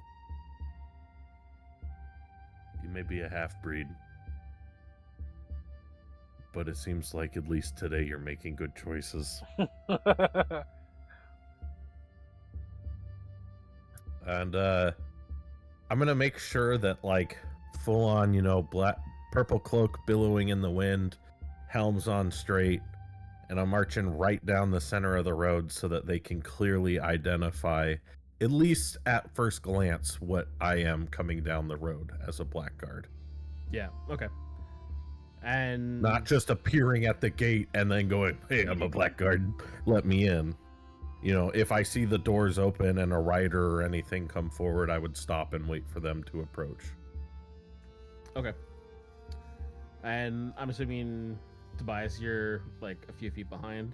Yeah, Sea Dragon cloak on, dread helm hidden, and my armor kind of matches the motif of Durkin's, but it's still leather armor, but like same color, kind of same form, stuff like that. About 2 halberd lengths away. Okay. And you're just brazenly walking down the path out in the open. As you're approaching the gate, you see there's a group of about somewhere between like 7 and 10 guards are clustered around the entrance to the gate. 4 of them have like just spears and shields. 2 of them have shields, but they're also like the shields are across their back, and they're holding a very intricate crossbow that looks like, you know, Durkin is very familiar with it. Tobias, you've maybe caught a glimpse of them, but the mechanism allows for them to automatically reload and fire again, so it's a working, repeating crossbow. Seeing you approach brazenly down the road, they all take up defensive positions, and even like the 2 nearby guard towers have each of them has platforms where the lower platform is filled with warriors that have these crossbows. As you come closer, they all like rest the crossbows on the railing, ready to take the shots. But the platform above it looks like they took 2 ballista, turned them on their sides, stuck them together so the arms of the bows go vertical. And where there would normally be like one long shot, these have slightly smaller ones, but there's about 6 of them loaded into it. Again, Durkin, you're very familiar with the Reaper bolt thrower.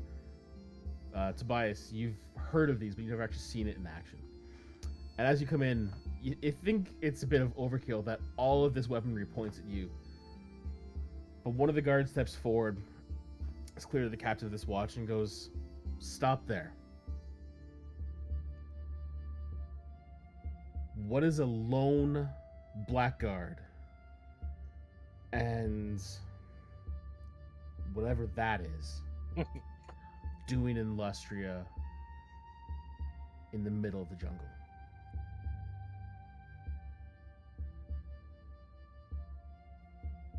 I am on personal assignment from Malekith, the Dread King, rooting out sources of chaos in the world.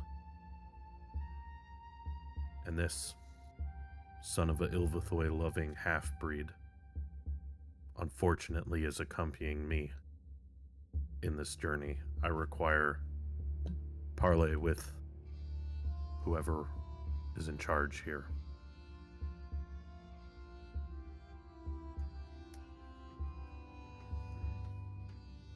You notice there's like a sense of uncertainty.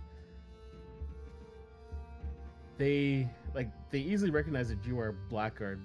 You being there catches them completely off guard, but you have that bearing of someone that's used to having your authority recognized. They say, "Do not come closer. We will send word to the Dreadlord, and they will determine whether you enter these gates or not." For my knowledge, what is a Dreadlord? Is that just a house leader, or? It's a title for someone that's in charge of force this size. It's like a general. Perfect. At that, he raises a hand, snaps his fingers, and one of the guards you see from one of the towers starts running down like these spiral stairs that go down to the inside of the camp. You guys are just forced to wait outside the walls for a little while, as it's a big camp. He's got to run across it. I am mentally timing out in my head, as a noted member of the Blackguard, how long I think it should take them to run there, and making sure that they're getting there that quickly, and I'm given the respect I deserve. Okay. Roll a D100 for me.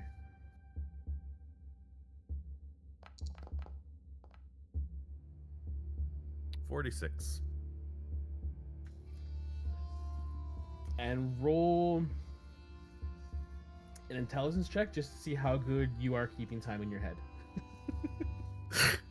I don't know how I'm going to flavor this if I fail.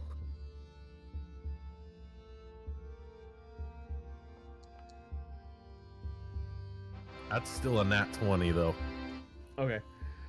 So, I love that it's a -2.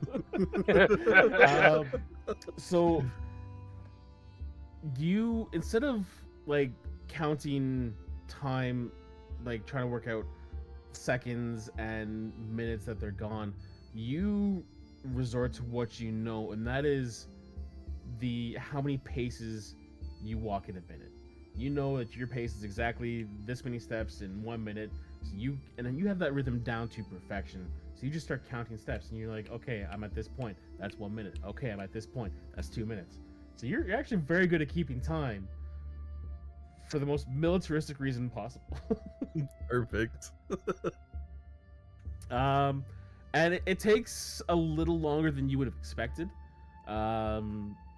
But within a margin of error that you attributed to the fact that he's running through a busy encampment. He might have got cut off by a group, or someone that thought they had authority over him stopped him when they really shouldn't have. Also for the fact that he has to go in, report to this dreadlord, relay the message, find out what the response is, come back. So they're gone for about a half hour to 45 minutes. And you were expecting them to be back within about 20 to 35. So little long, but still acceptable. I just make a habit of every 10 minutes I count making a mark in the dirt with the pole of my halberd.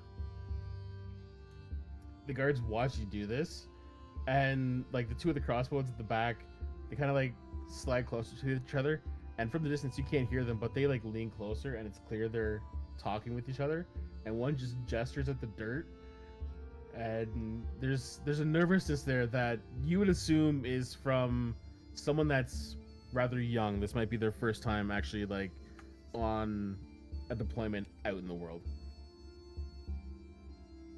Perfect. But as time goes by, the gates open a little bit, and this guard comes running out of breath, talks to the captain, and then runs back inside to go up to his post. The captain turns, looks at you, and says, "They will see you. Just remember your place here. You speak with the authority of Malekith. This is not Nagaroth."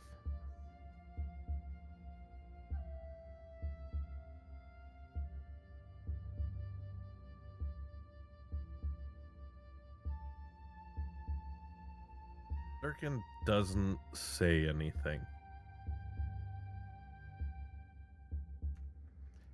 And the captain and say about half of the guards turn and start to lead you into the camp.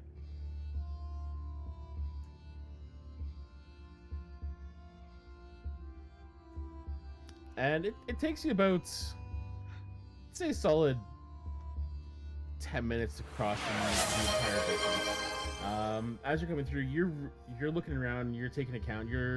Part of you is also like looking at how the camp is laid out as you're judging it. Like, Mhm. This row is not entirely perfect. That one tent is, 6 inches further in than it should have been. This guard standing watch over the beast pens has too much dirt on the edge of his cloak, and part of it looks like it's cold one shit. It's just areas where you're being just a dick. Oh yeah, 100%. I would expect perfection, and any little thing I am just making a mental note of. Well, Amber just redeemed a monologue for Durkin. Oh, as far as like how Durkin was feeling when he said, "You speak for Malekith, but this isn't Nagaron."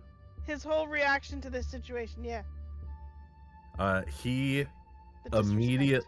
upon saying that, he immediately started, like, if you've ever seen The Equalizer, doing the Denzel Washington of planning out to the second how he would have to move and which head falls first in order to move through this encampment. And even as he's picking out all of the little inconsistencies as to how the camp should be, the main thing is just noting each person where their weapon is and figuring out how quickly could I remove their head if it started at this instant. Cool. To him, that is you just basically said that you are borderline not under. They're respecting him in the sense of allowing his position to still talk, but they're trying to say that Malekith doesn't have weight here, and Durkin feels himself as the extension of that weight should it need be. Cool. Okay. We are going to make a little change here.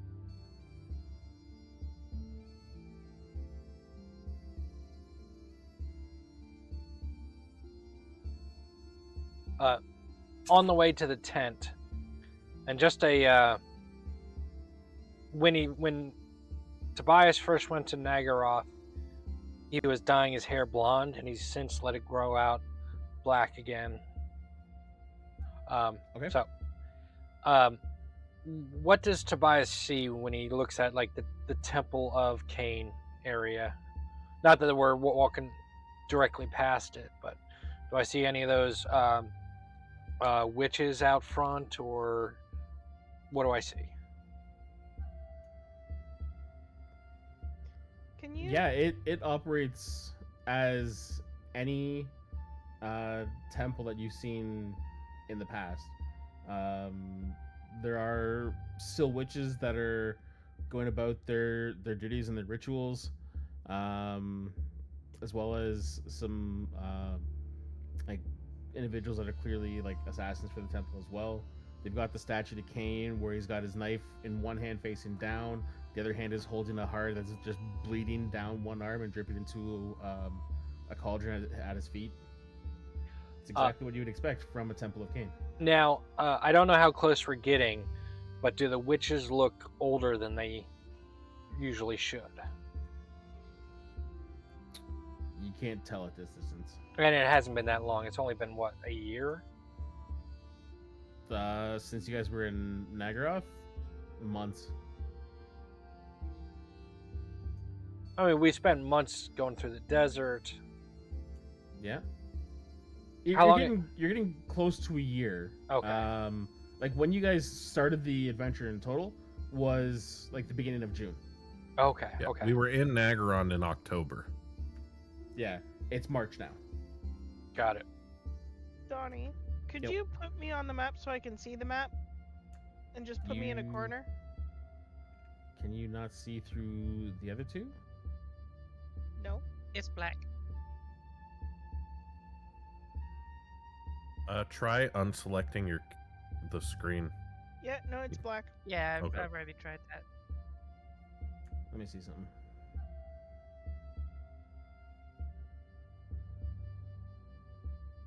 There it goes. Thank you. I just don't want to look at a black screen, that's all. Yeah, no, that makes sense. I thought I did this for everyone, but apparently not. Okay.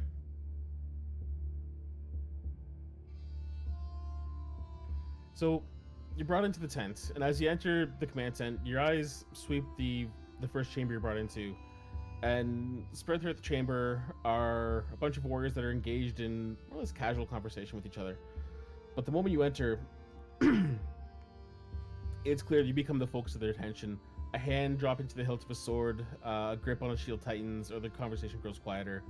You're ushered forward by the guard leading you through the curtain straight ahead into the command chamber, which you guys can move forward and it'll actually reveal. Tobias is still hanging back to halberd length. Okay. Posted at each of the four corners is a helmed figure with a wickedly curved greatsword. The armor is black with intricate gold detailing, and the helm's wrought into Illyrian skull visage, or visage, whatever it is, which both of you immediately recognize as executioners. The center of the room is dominated by a massive war table covered by actually an impressively detailed map of Lustria, with wooden figures representing Dark Elf forces as well as known dispositions of Lizardmen. And on either side of the table sit a pair of young elven women whose beauty is overshadowed by just pure malice in their eyes. Their attire leaves little to the imagination, but any impression of vulnerability is swiftly dispelled by just the sheer arcane power that radiates from them. At the back of the room, there's a large, ornate wooden throne, and beside that stands an older elven woman, dressed more modestly, but every detail of her appearance gives the impression of nobility and power. Gone are the visible signs of arrogance of youth, instead replaced by the look of someone who has wielded immense power over centuries. However, the figure that truly captures your attention is clad entirely in black plate. Gold inlay stands out in sharp contrast, accentuating the sharp angles and cruel curves of the armor. Arms spread wide as they lean against the table, inspecting every minute detail. There's a sense of authority that radiates from them that makes it clear they are in control. Lower half of their face is hidden behind bestial carved appearance that looks into a vicious snarl, leaving only eyes exposed. Silver gray hair is bound tightly into a warrior's top knot that hangs between the shoulder blades, but the metallic color is almost too vibrant to be the result of age. So whether it's by noble breeding or personal vanity, it stands out in stark contrast to the dark armor. And as they hear you come in, they just say, Blackguard, the half-breed, comes through my gates. And they look up at you slowly, and as they do, they raise themselves to their full height. It's the bearing of someone who knows exactly what power they wield over lesser beings. They lift their hand and remove the mask, and reveals someone that's far younger than you would expect to be leading a force of this size. But with almost delicate features, she appears to be only in her second century. But her eyes tell you a story of someone that has survived a lifetime of treachery in Nagaroth, and there is an unmistakable sense of violence being moments away from her.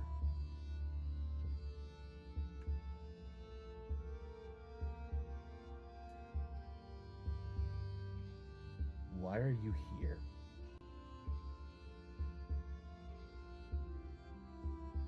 I am on assignment from Malekith, erasing sources of chaos. There's a temple nearby, a couple days. Believe we went east, so I'll say west.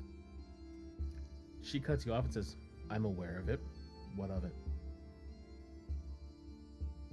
There's an item that you took from the temple that we need to close a portal of Nurgle.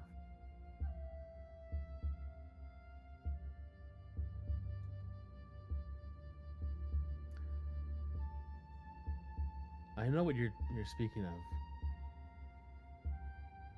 How do you know what's going to close anything? When we took it, it was controlling it. Containing it. It was not keeping it closed. Regardless, removing it has made it unstable and allowed Nurgle's rot to spread. Should it not spreads do through this entire fucking continent? Should it not do what we need, it'll be returned to you. And the appropriate compensations will be made. Compensations from who? You? Your lot don't care for compensation. The half-breed? It's got nothing I want.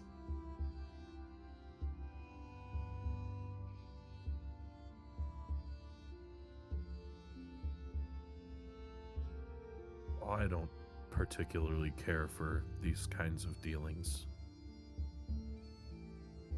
My word still stretches far.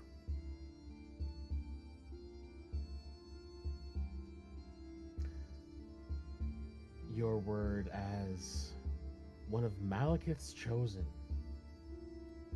Sure, it got Yes. you far. It got you inside of my war camp. It got you inside of my tent. How much further do you think it stretches?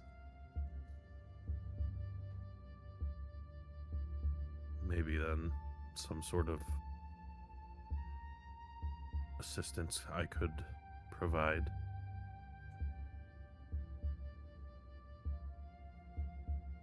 For the amounts of power we found in this relic,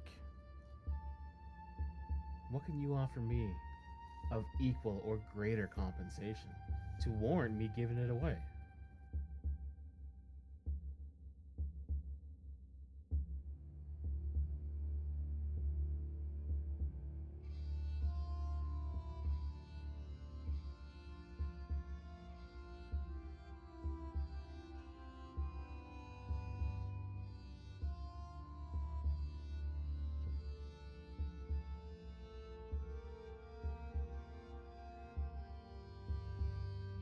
You aware of the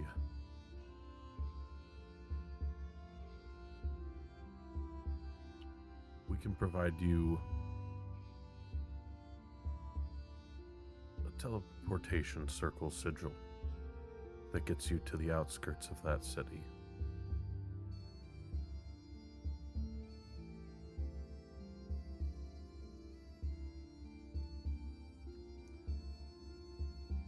As you mention the circle, you hear a rustling of paper, a scratching of a pen from one of the women that are just lounging on one of the chairs on the side. And they put it down and slide it forward and go, "Are you talking about this?" Oh, it was a possibility. Tobias is going to inspect the paper. Is it the same sigil? It has a level of detail that frankly astonishes you.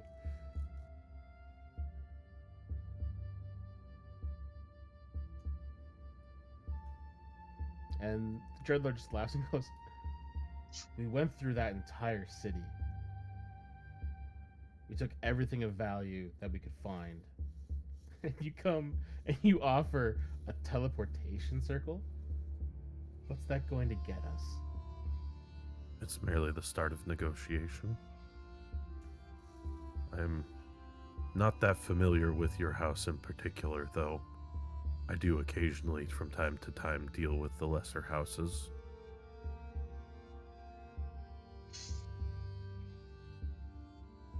And this whole time, like, you still have, like, your full kit on, right? Like, helmet, all that jazz, right? Yeah. Okay. I will say I will, at this point, there is some hostility here, but it isn't an immediate concern. I'm going to take the helmet off. Okay. One of the guards that was, like, posted on the entrance to, like, the command chamber, they kind of followed you through, and they're now on the inside of it. They just step forward and take the helmet from you with kind of like a gracious air to it, like trying to be deferential. She looks you up and down and goes,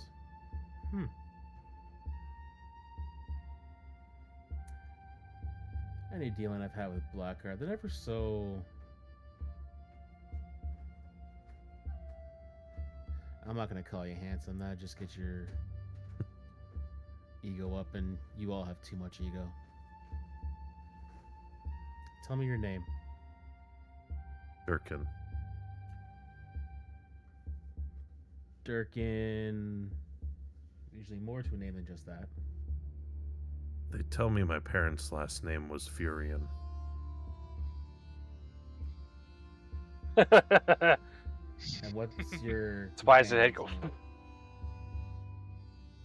This is Deshenchar Furion, a half-breed of my clan.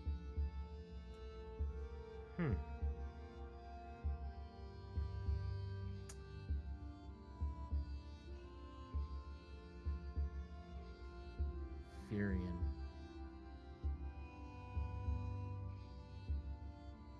Why does that name sound familiar? Perhaps you know our matron, Latila.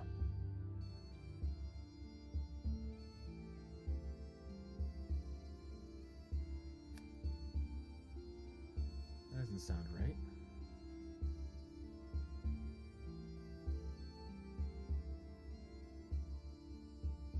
And just Perhaps. this like wicked smile comes across her face and goes, Blackguard, have you been hiding something from your family member? Brother? Cousin? What is he to you? I believe, by nature of his birth, he is my cousin.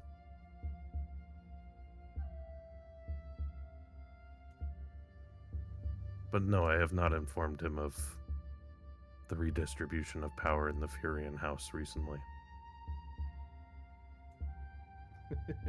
I was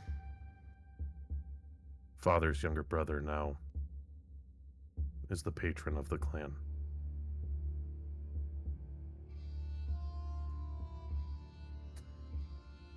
That does sound a little more familiar to me.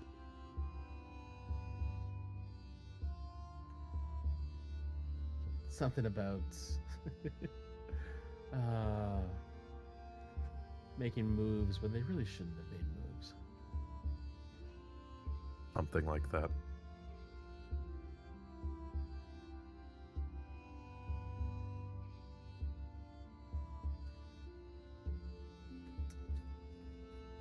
The realization on his face works in your advantage. That was quite interesting to witness, I should say. Were you in attendance? No. But my sister likes to send word of the dealings of back home. It was a bloody business. So I've heard.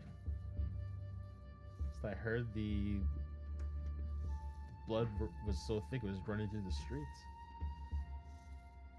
What part did you play in all that?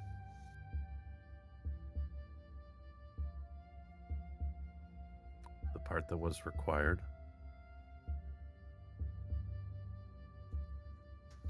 You took the old woman's head, didn't you? I took many heads that day.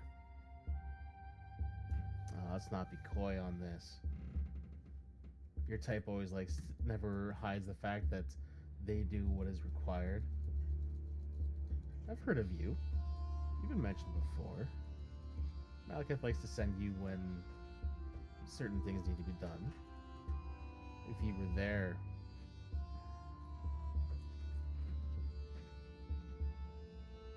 you were the one that did it. Yes, I was the one that was in charge. That is correct. I took my grandmother's head. I took the heads of many other members of the family and made sure the rest were loyal to Malekith.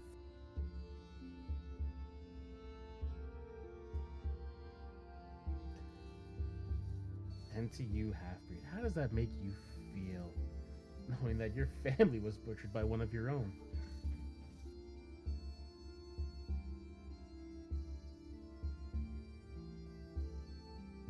It's unfortunate, but really, I serve Cain. Mm-hmm. I'm sure you do. Okay. So, now that you've entertained me with that a little bit, what do you really have to offer me?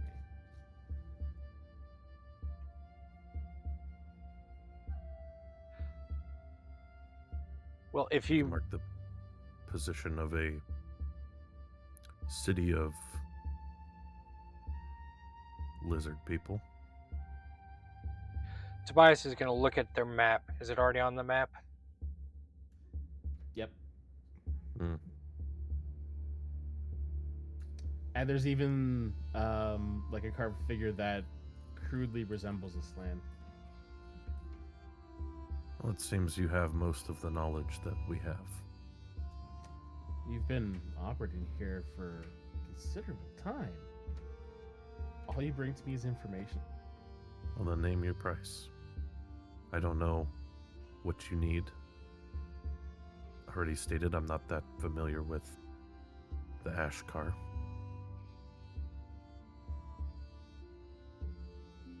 What is it you want? What I want is to strip this land of the resources and the artifacts and the relics. And quite frankly, I don't think two of you could do that for me. Why would I trust two people I have never met when I have a literal army sworn to my service?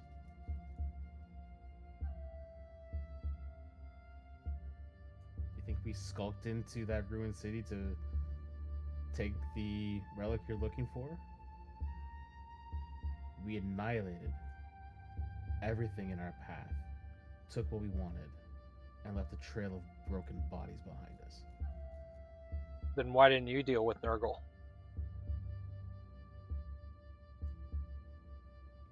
I'm not here to deal with chaos. I'm here to, like I said, I'm here for resources. I'm here for artifacts, relics, things of power. Nurgle is just a constant. It's always there. Are you aware that the Everchosen is out in the field, gathering power? Yeah, this is what, the 11th? 12th? They've gone through so many. Why would I care? Don't you like your position? Don't you like your house? Wouldn't you fight to keep it?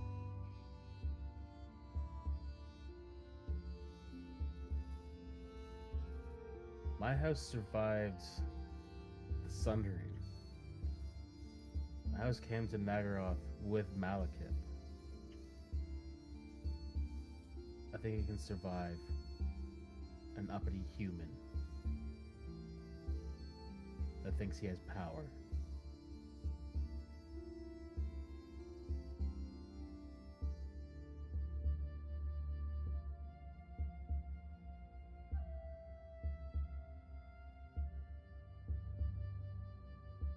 You have an army. But sometimes things are better done by smaller forces. We have a couple of slaves we didn't bring in, and though I hate traveling with them, we are effective at moving as a small group. Maybe there's something you would like to call less attention to. Would be easier to grab without a larger force.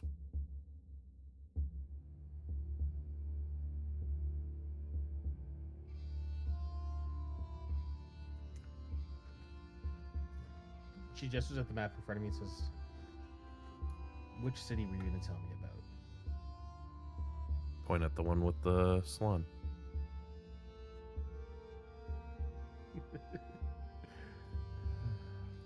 We've met with the ancient one. Oh, you've met with him? That is very interesting. You want to know what my price is?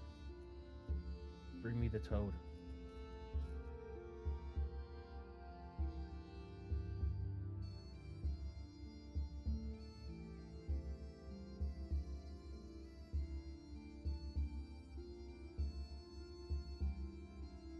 Alive or dead?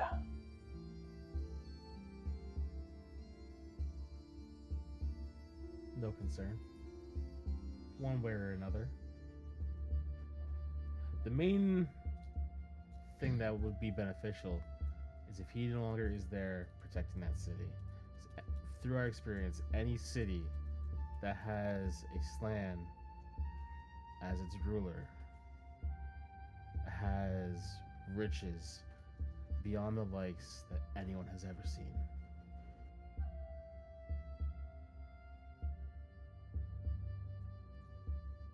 Now let me ask you this. The relic that you're looking for, what do you know of it? What do you know of the power contained within? Not too much. From our experience fighting chaos so far, the way to shut the portals is different from the first two. From Slanesh and Zinch. Zinch.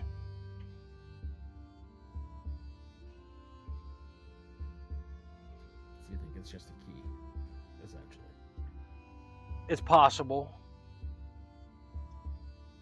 Would we be able to not take it, but inspect it, look at it, see if we can study it a little bit, figure out? No. No.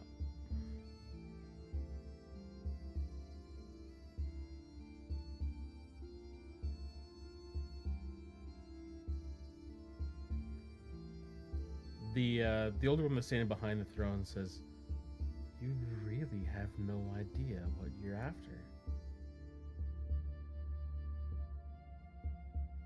No one does. We've plumbed the depths of the archives of Ulthuan, of the Empire. This is all new ground. No one's walked before. We've had this for weeks. How did you learn about it? Killed a lot of Skaven.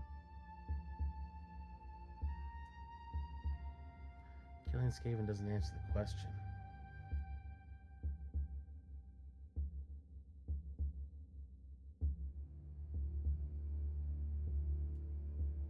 How do you know about this relic?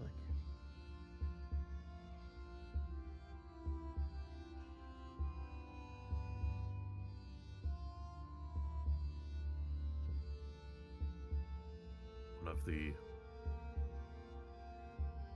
last ones we encountered pleaded for its life. Spoke of this relic.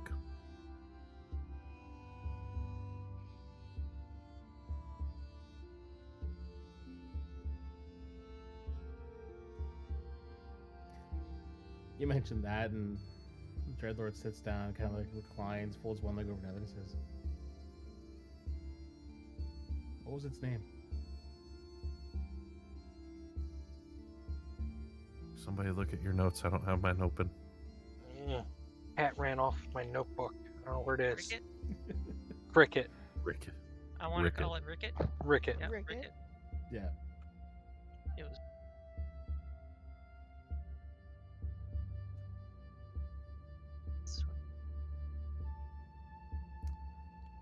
Kind of like raises an eyebrow and says,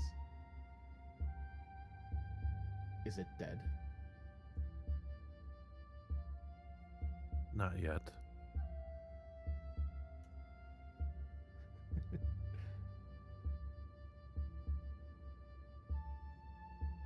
How close are you to 2 centuries? Pretty close. Above table, I gotta look. I think I said 20 years. Yeah, It might have been 20 50. years. Yeah, 20. Just like, Just- are you getting merciful in your old age? No. My intent is to kill him when it's convenient. But he may still have more information on the temple. I don't expect him to keep his word. I fully expect that he will join the many ears I have in this pouch. I'm thinking about making a nice collar for the cold winter months in Niggerod.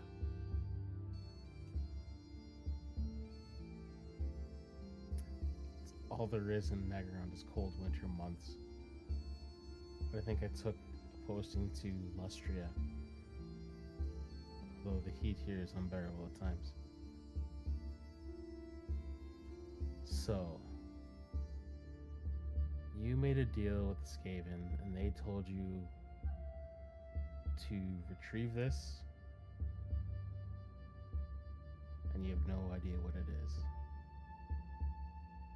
I have a sense that it helps him in his mutations of other Skaven.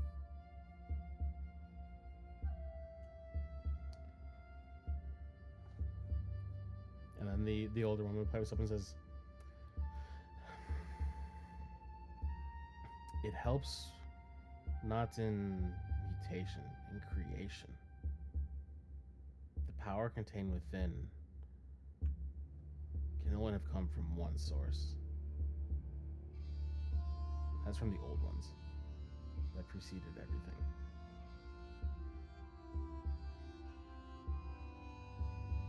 Well,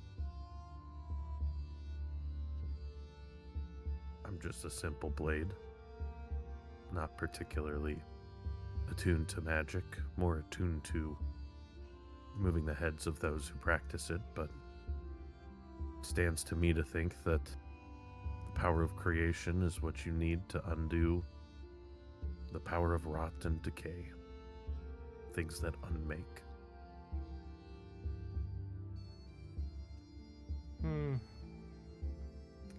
That would be logical.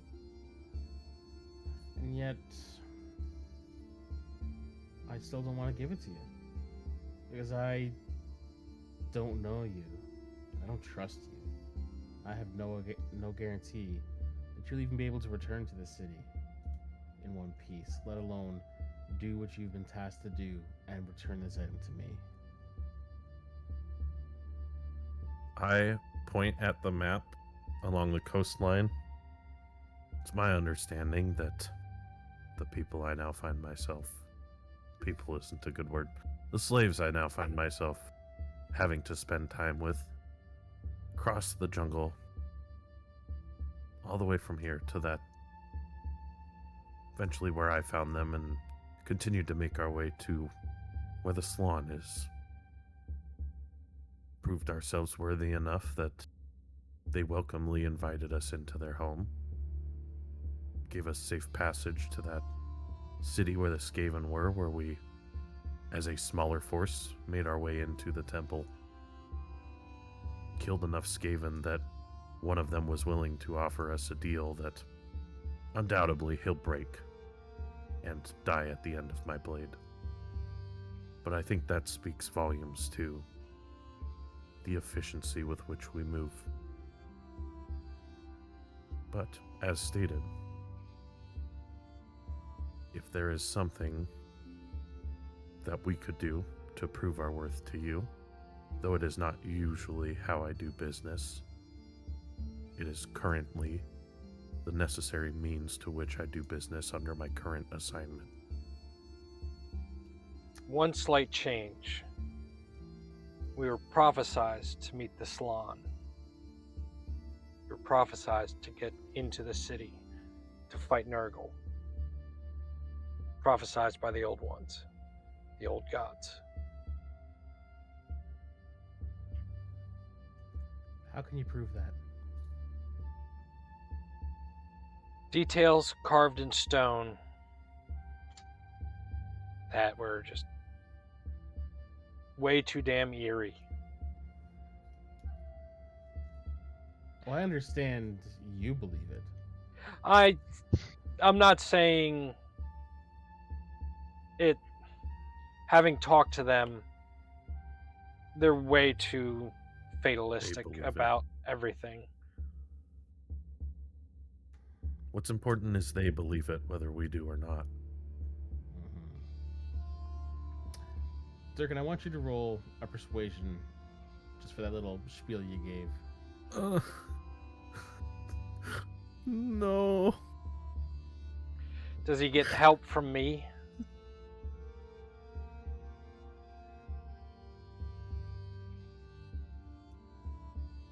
Let's see how bad the first roll is.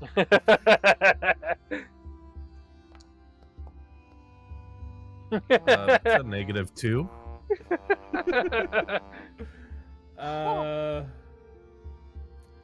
Tobias, roll a persuasion.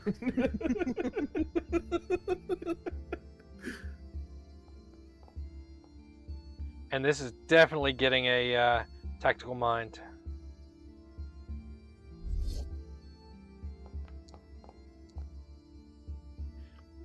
So that is a 27.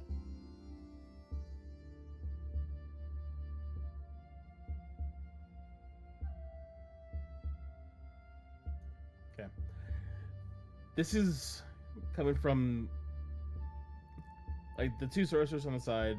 One drew the circle. The other one is the one who speaks next and says, "What was the prophecy that you say told the lizards that you were fated to be here?" No, my notebook. I don't remember if I migrated this note over to Obsidian yet. My cat knocked my notebook off the desk and I can't find it.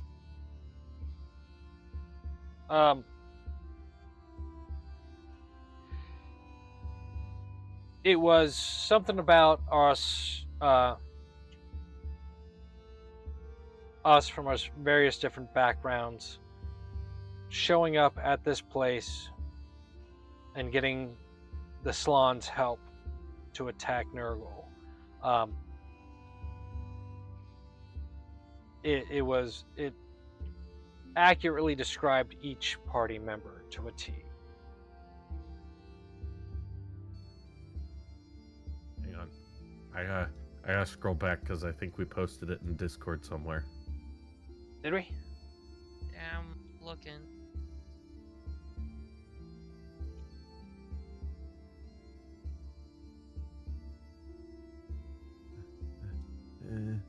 I had it written down, but I started migrating all my notes. It's almost like there's a Rise of the Everchosen clues channel you guys could have put it in. I just clicked on it. I didn't see anything in there. Yeah, because you didn't Yeah, put it there's- in there. Oh wait, Yeah, that's just a Sarin root. the but that's pattern very- endures, where chaos would claim. The end is written, the path remains. Reveal the beacon through anger and pain, and let them be known in destiny's pain. Born of children, unlikely paths collide. The great game revealed to be now opposed. Blind will our chosen walk, the fate hidden on a path. When decay takes root in the bones of the world, their journey home shall be revealed. Okay, so that's the jumbled version of it.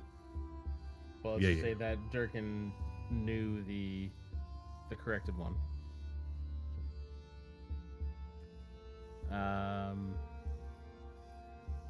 At that, she gets up and walks over to stand beside Dreadlord and hands her something.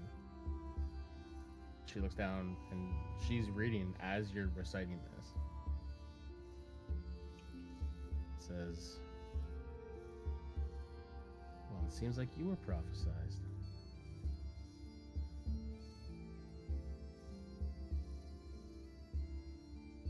We found these markings far to the south. In a different And city. you see,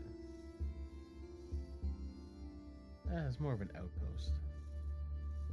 Just scratched into a wall. Yes, the writing did look like scratchings.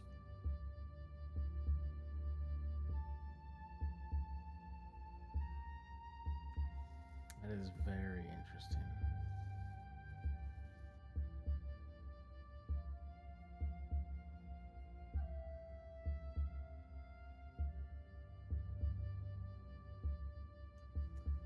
How do you plan to contain the powers?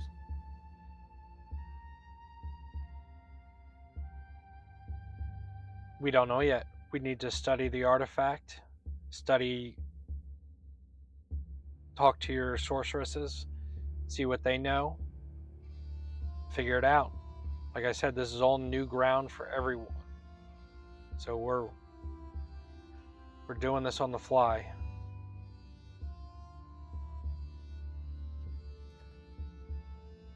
Well, if you have questions, ask. Fredeza here gestures over her shoulder. Has been leading the investigation into it. Did you say her name was Ferdessa?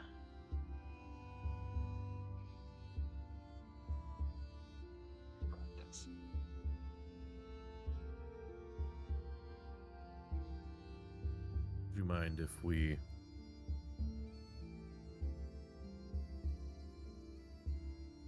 retrieved the lesser beings that we unfortunately have to travel with. They do serve some purpose in all of this. I realize it's not common for a Druki war camp to allow slaves to roam through freely, so You can We send can- word. But you're staying here. Probably at about this time that Cardinal sends a that's sending. that's what I was. Look how convenient that is. I mean, Um, you've been gone for at least an hour.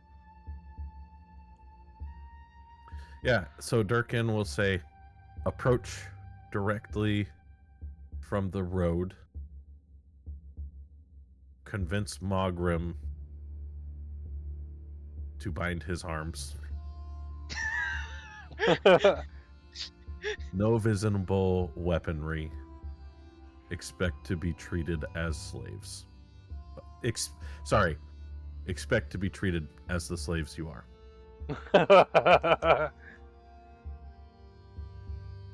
And how does Cardinal relay that to everybody else?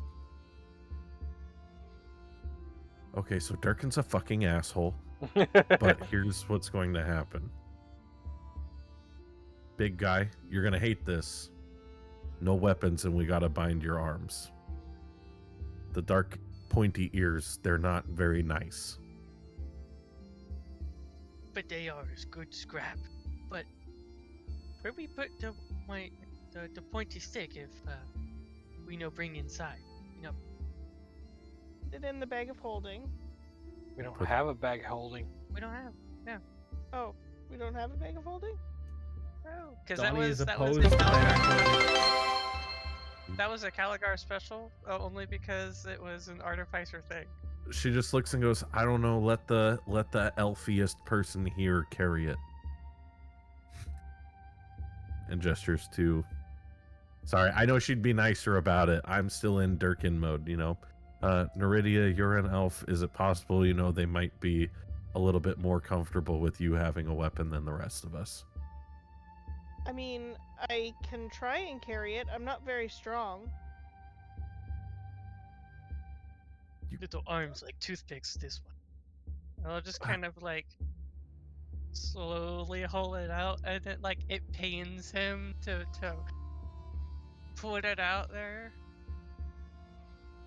And then if she goes to reach for it, then he'll drop it in her hands. And then it promptly goes. I mean, it's just a it is a lance. Yeah, but the strength with a lance comes more in being able to wield it. A 12-year-old squire could still carry it. Yeah. They just wouldn't be able to wield it effectively. Yeah, I think It's it, just like big weight and wise, thick it's and only like fortified a bit. 10 pounds is what they say it is. Or something Oh, is like it? that. Yeah. Yeah. Yeah, it's That's just what it like is, thanks. you can't give a 120-pound person an M60 and expect them to shoot and walk at the same time. Yeah, But they could carry it, a distance. Yeah, so I think they all,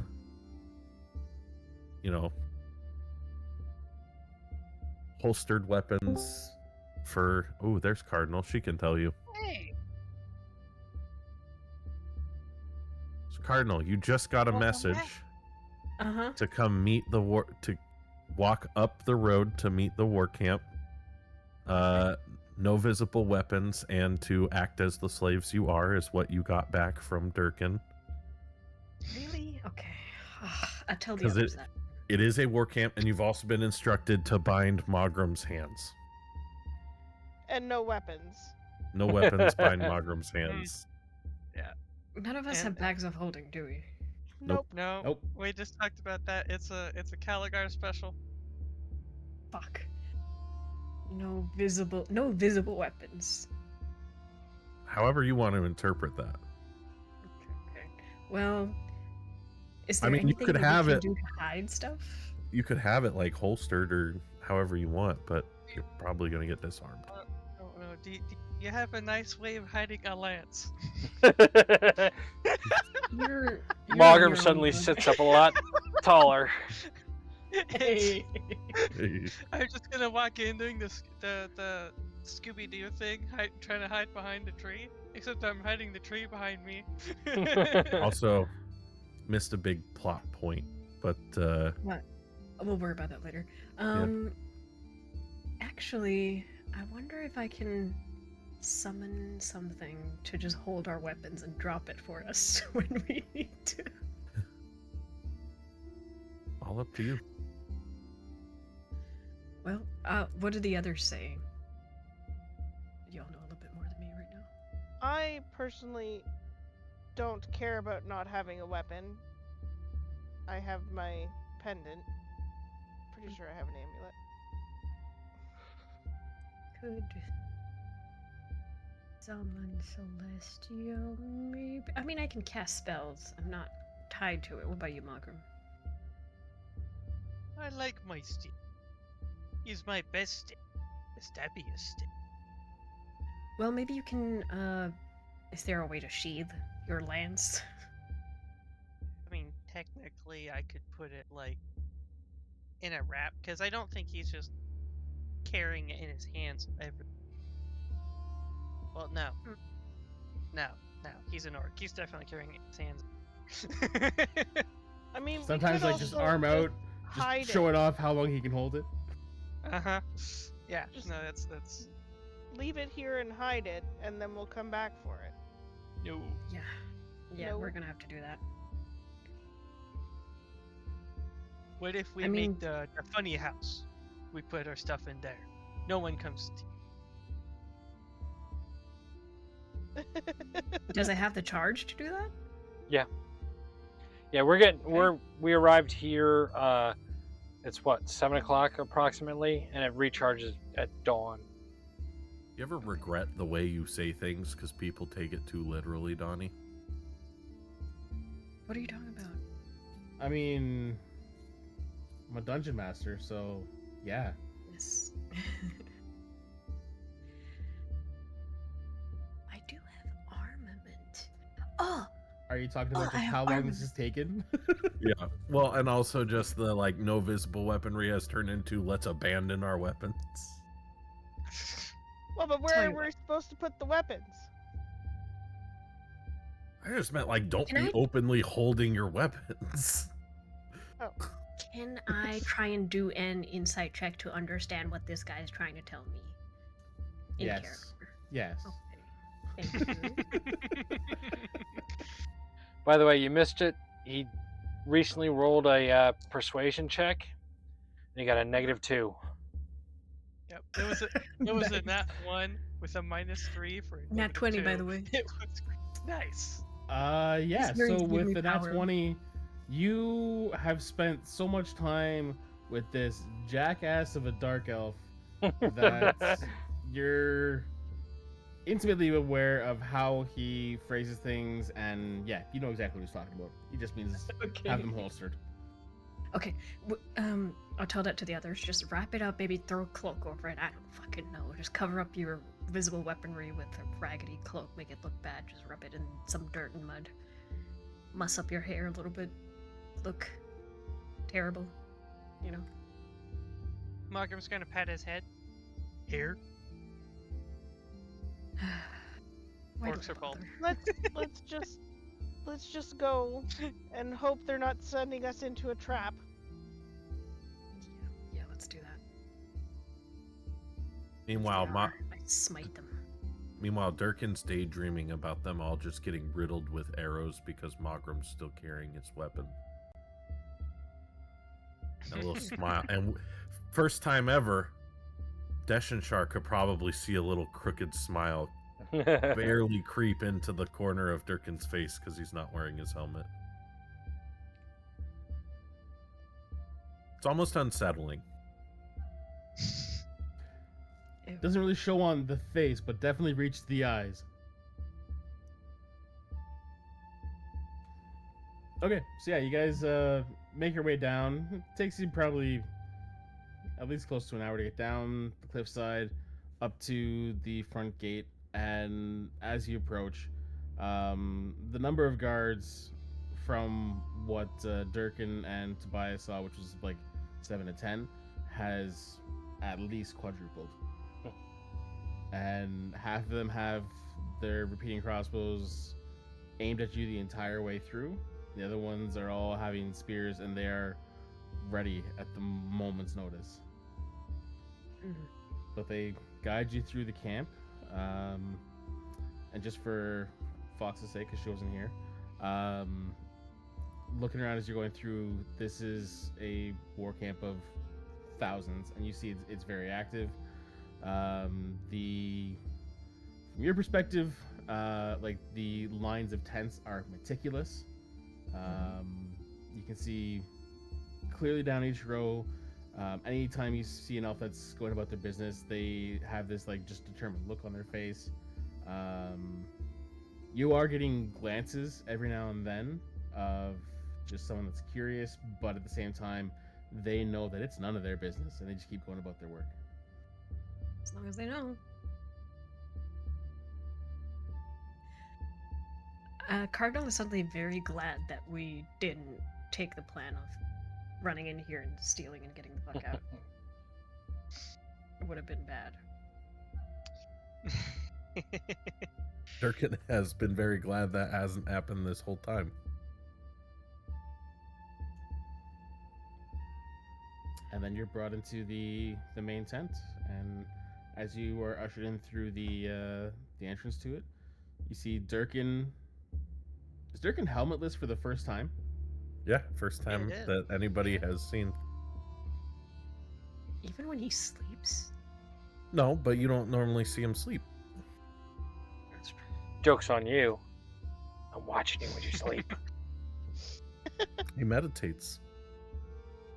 Yeah, true. Tobias is just around the corner.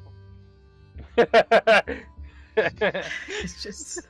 Secret doors in the House of Cards. Oh, God. You only know about the 4 outside windows, not this fan. Moving on. From that disturbing image. Oh God, how did you manage to convince these people? Well, it's a question. Did you say that out loud or no? No, that's a question Okay. for later. That's a question for the 1001 gods. I will, as they finally enter, trying to be polite, which isn't my normal nature. These are the lessers that we travel with. Be mindful you are addressing Lady Rivari Ashkar and Fredeza Ashkar. When you mention Rivari's name, like, sharp eyebrow goes up, and she's like, "So you do know who I am?"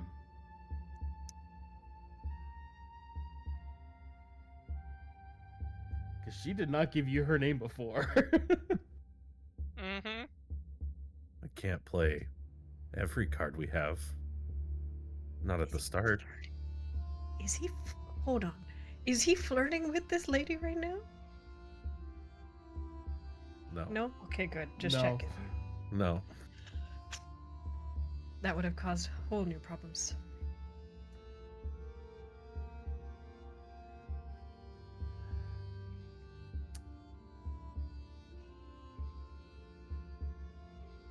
I'm just thinking here. Malgrim wouldn't care. Cardinal, roll an insight for me. Can we use my nat 20 from 6 minutes ago?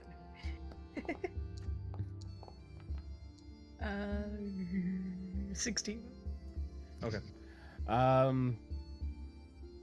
You don't have a lot of experience with elves.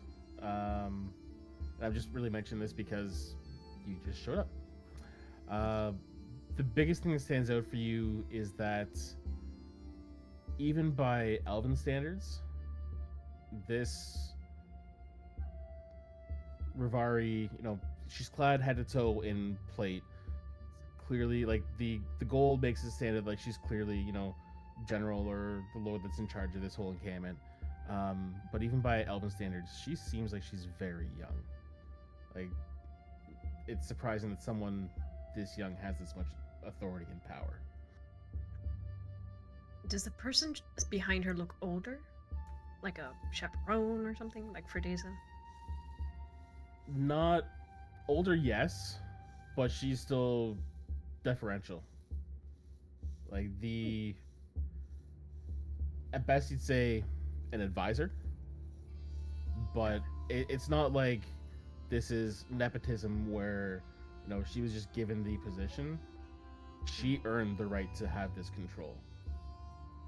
Like, this is not someone that you would fuck with on a daily basis. Impressive. Got it. But she's like eyeing all of you up and down as you walk in, and like just this amused face as the orc kind of like ducks his head to walk through the curtain that's like dividing the two rooms. Just this is Trying to make sure my lance doesn't poke into a wall. Yeah. This is a very, I don't even know if I want to say it's an interesting group. Eclectic. Eclectic is a good word to use, yes. Especially considering I've never seen one of your kind before. We don't often come to the surface, but sometimes needs must. I have heard of you, though. Enough times you've come to the surface and you tried fending off one of our ships. It didn't go so well for your people.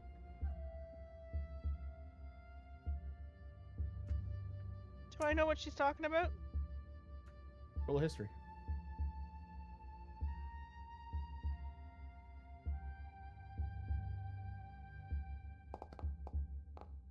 Suddenly, At Neridia 30, 20. casts Disintegrate over past war crimes.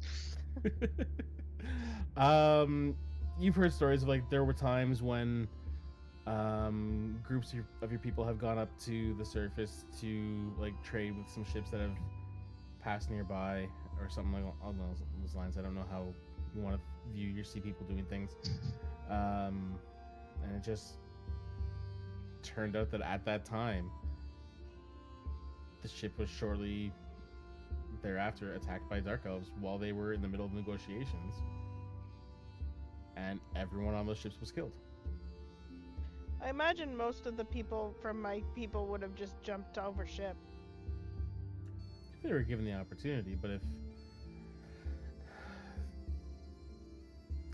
one of the ways that like a black arc, for instance, travels is that they approach in a storm bank. Like, you don't actually see it as the ship coming until it's too late.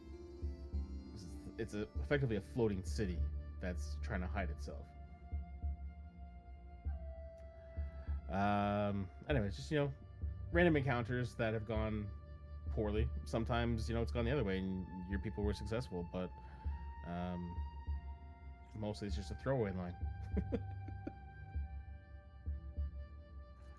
So, you told her about the prophecy, and you want to investigate or ask questions about the relic itself. I would But I think- specifically point out, just to, because I know we're wrapping up here soon, as they enter, I would make sure to point out that Neridia and Cardinal are more arcane inclined. Okay. But yeah, I think that's going to be something we have to deal with next time. And then we will go from there. And we're going to fill in... Before we go tonight, though, I want to fill in Fox on what was revealed.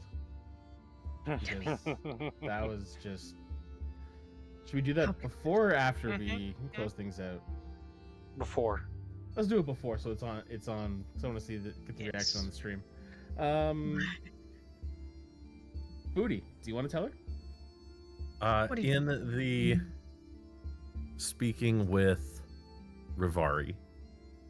As it became kind of a little bit of a hostile cat and mouse, you know, what can you do for me? What can I do for you? You're a black card that carried weight that got you in here, but what are you going to offer me?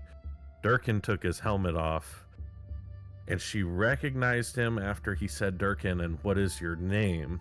What is your full name? His full name's Durkin Furion. The name sounds familiar. What's Mhm. Tobias's dark elf last name?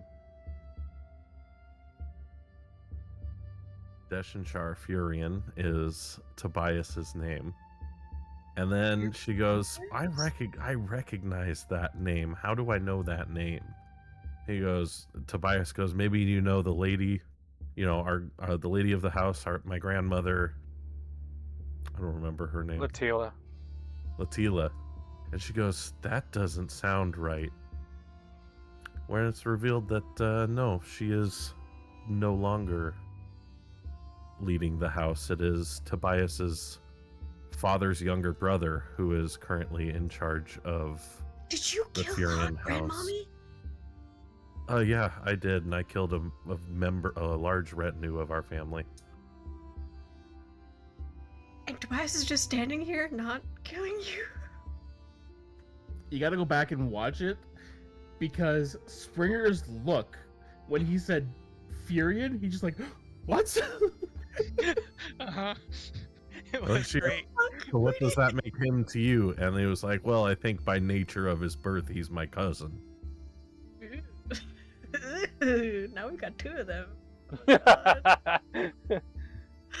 Oh no! But yeah, How dare you kill grandmommy? You're dead.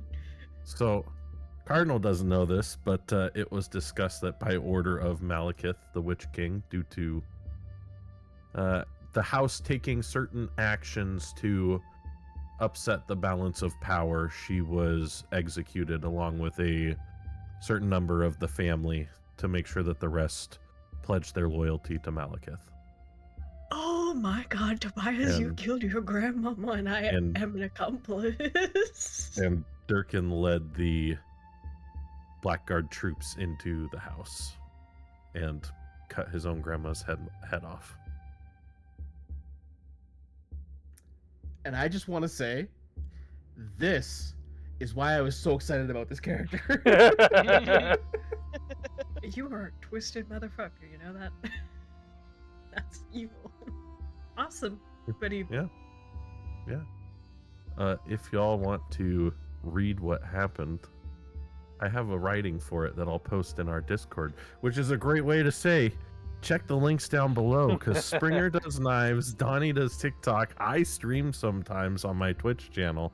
We also do Extra Life. We're raising money for Mac Kids Children's Hospital in Hamilton, Ontario.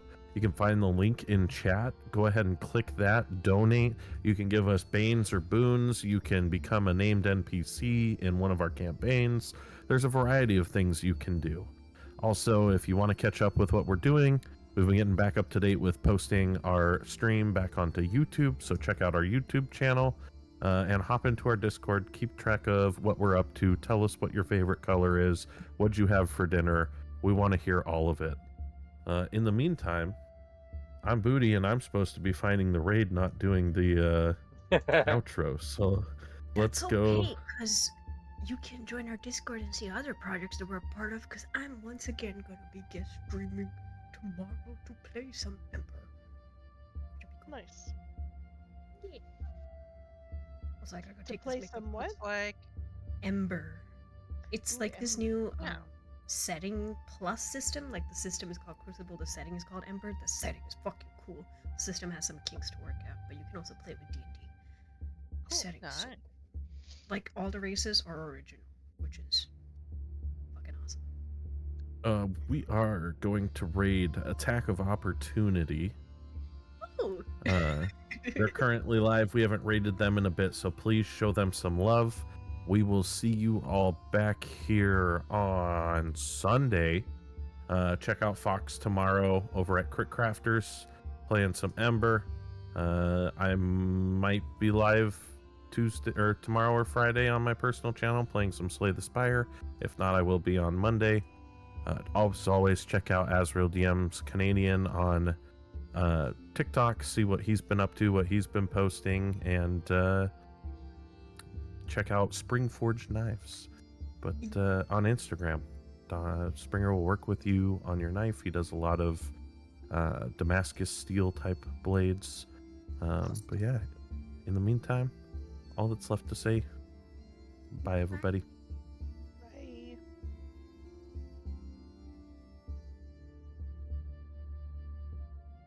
And they also rated Attack of Opportunity. Who did? Quick Crafters. Oh. Nice. So I'm back here.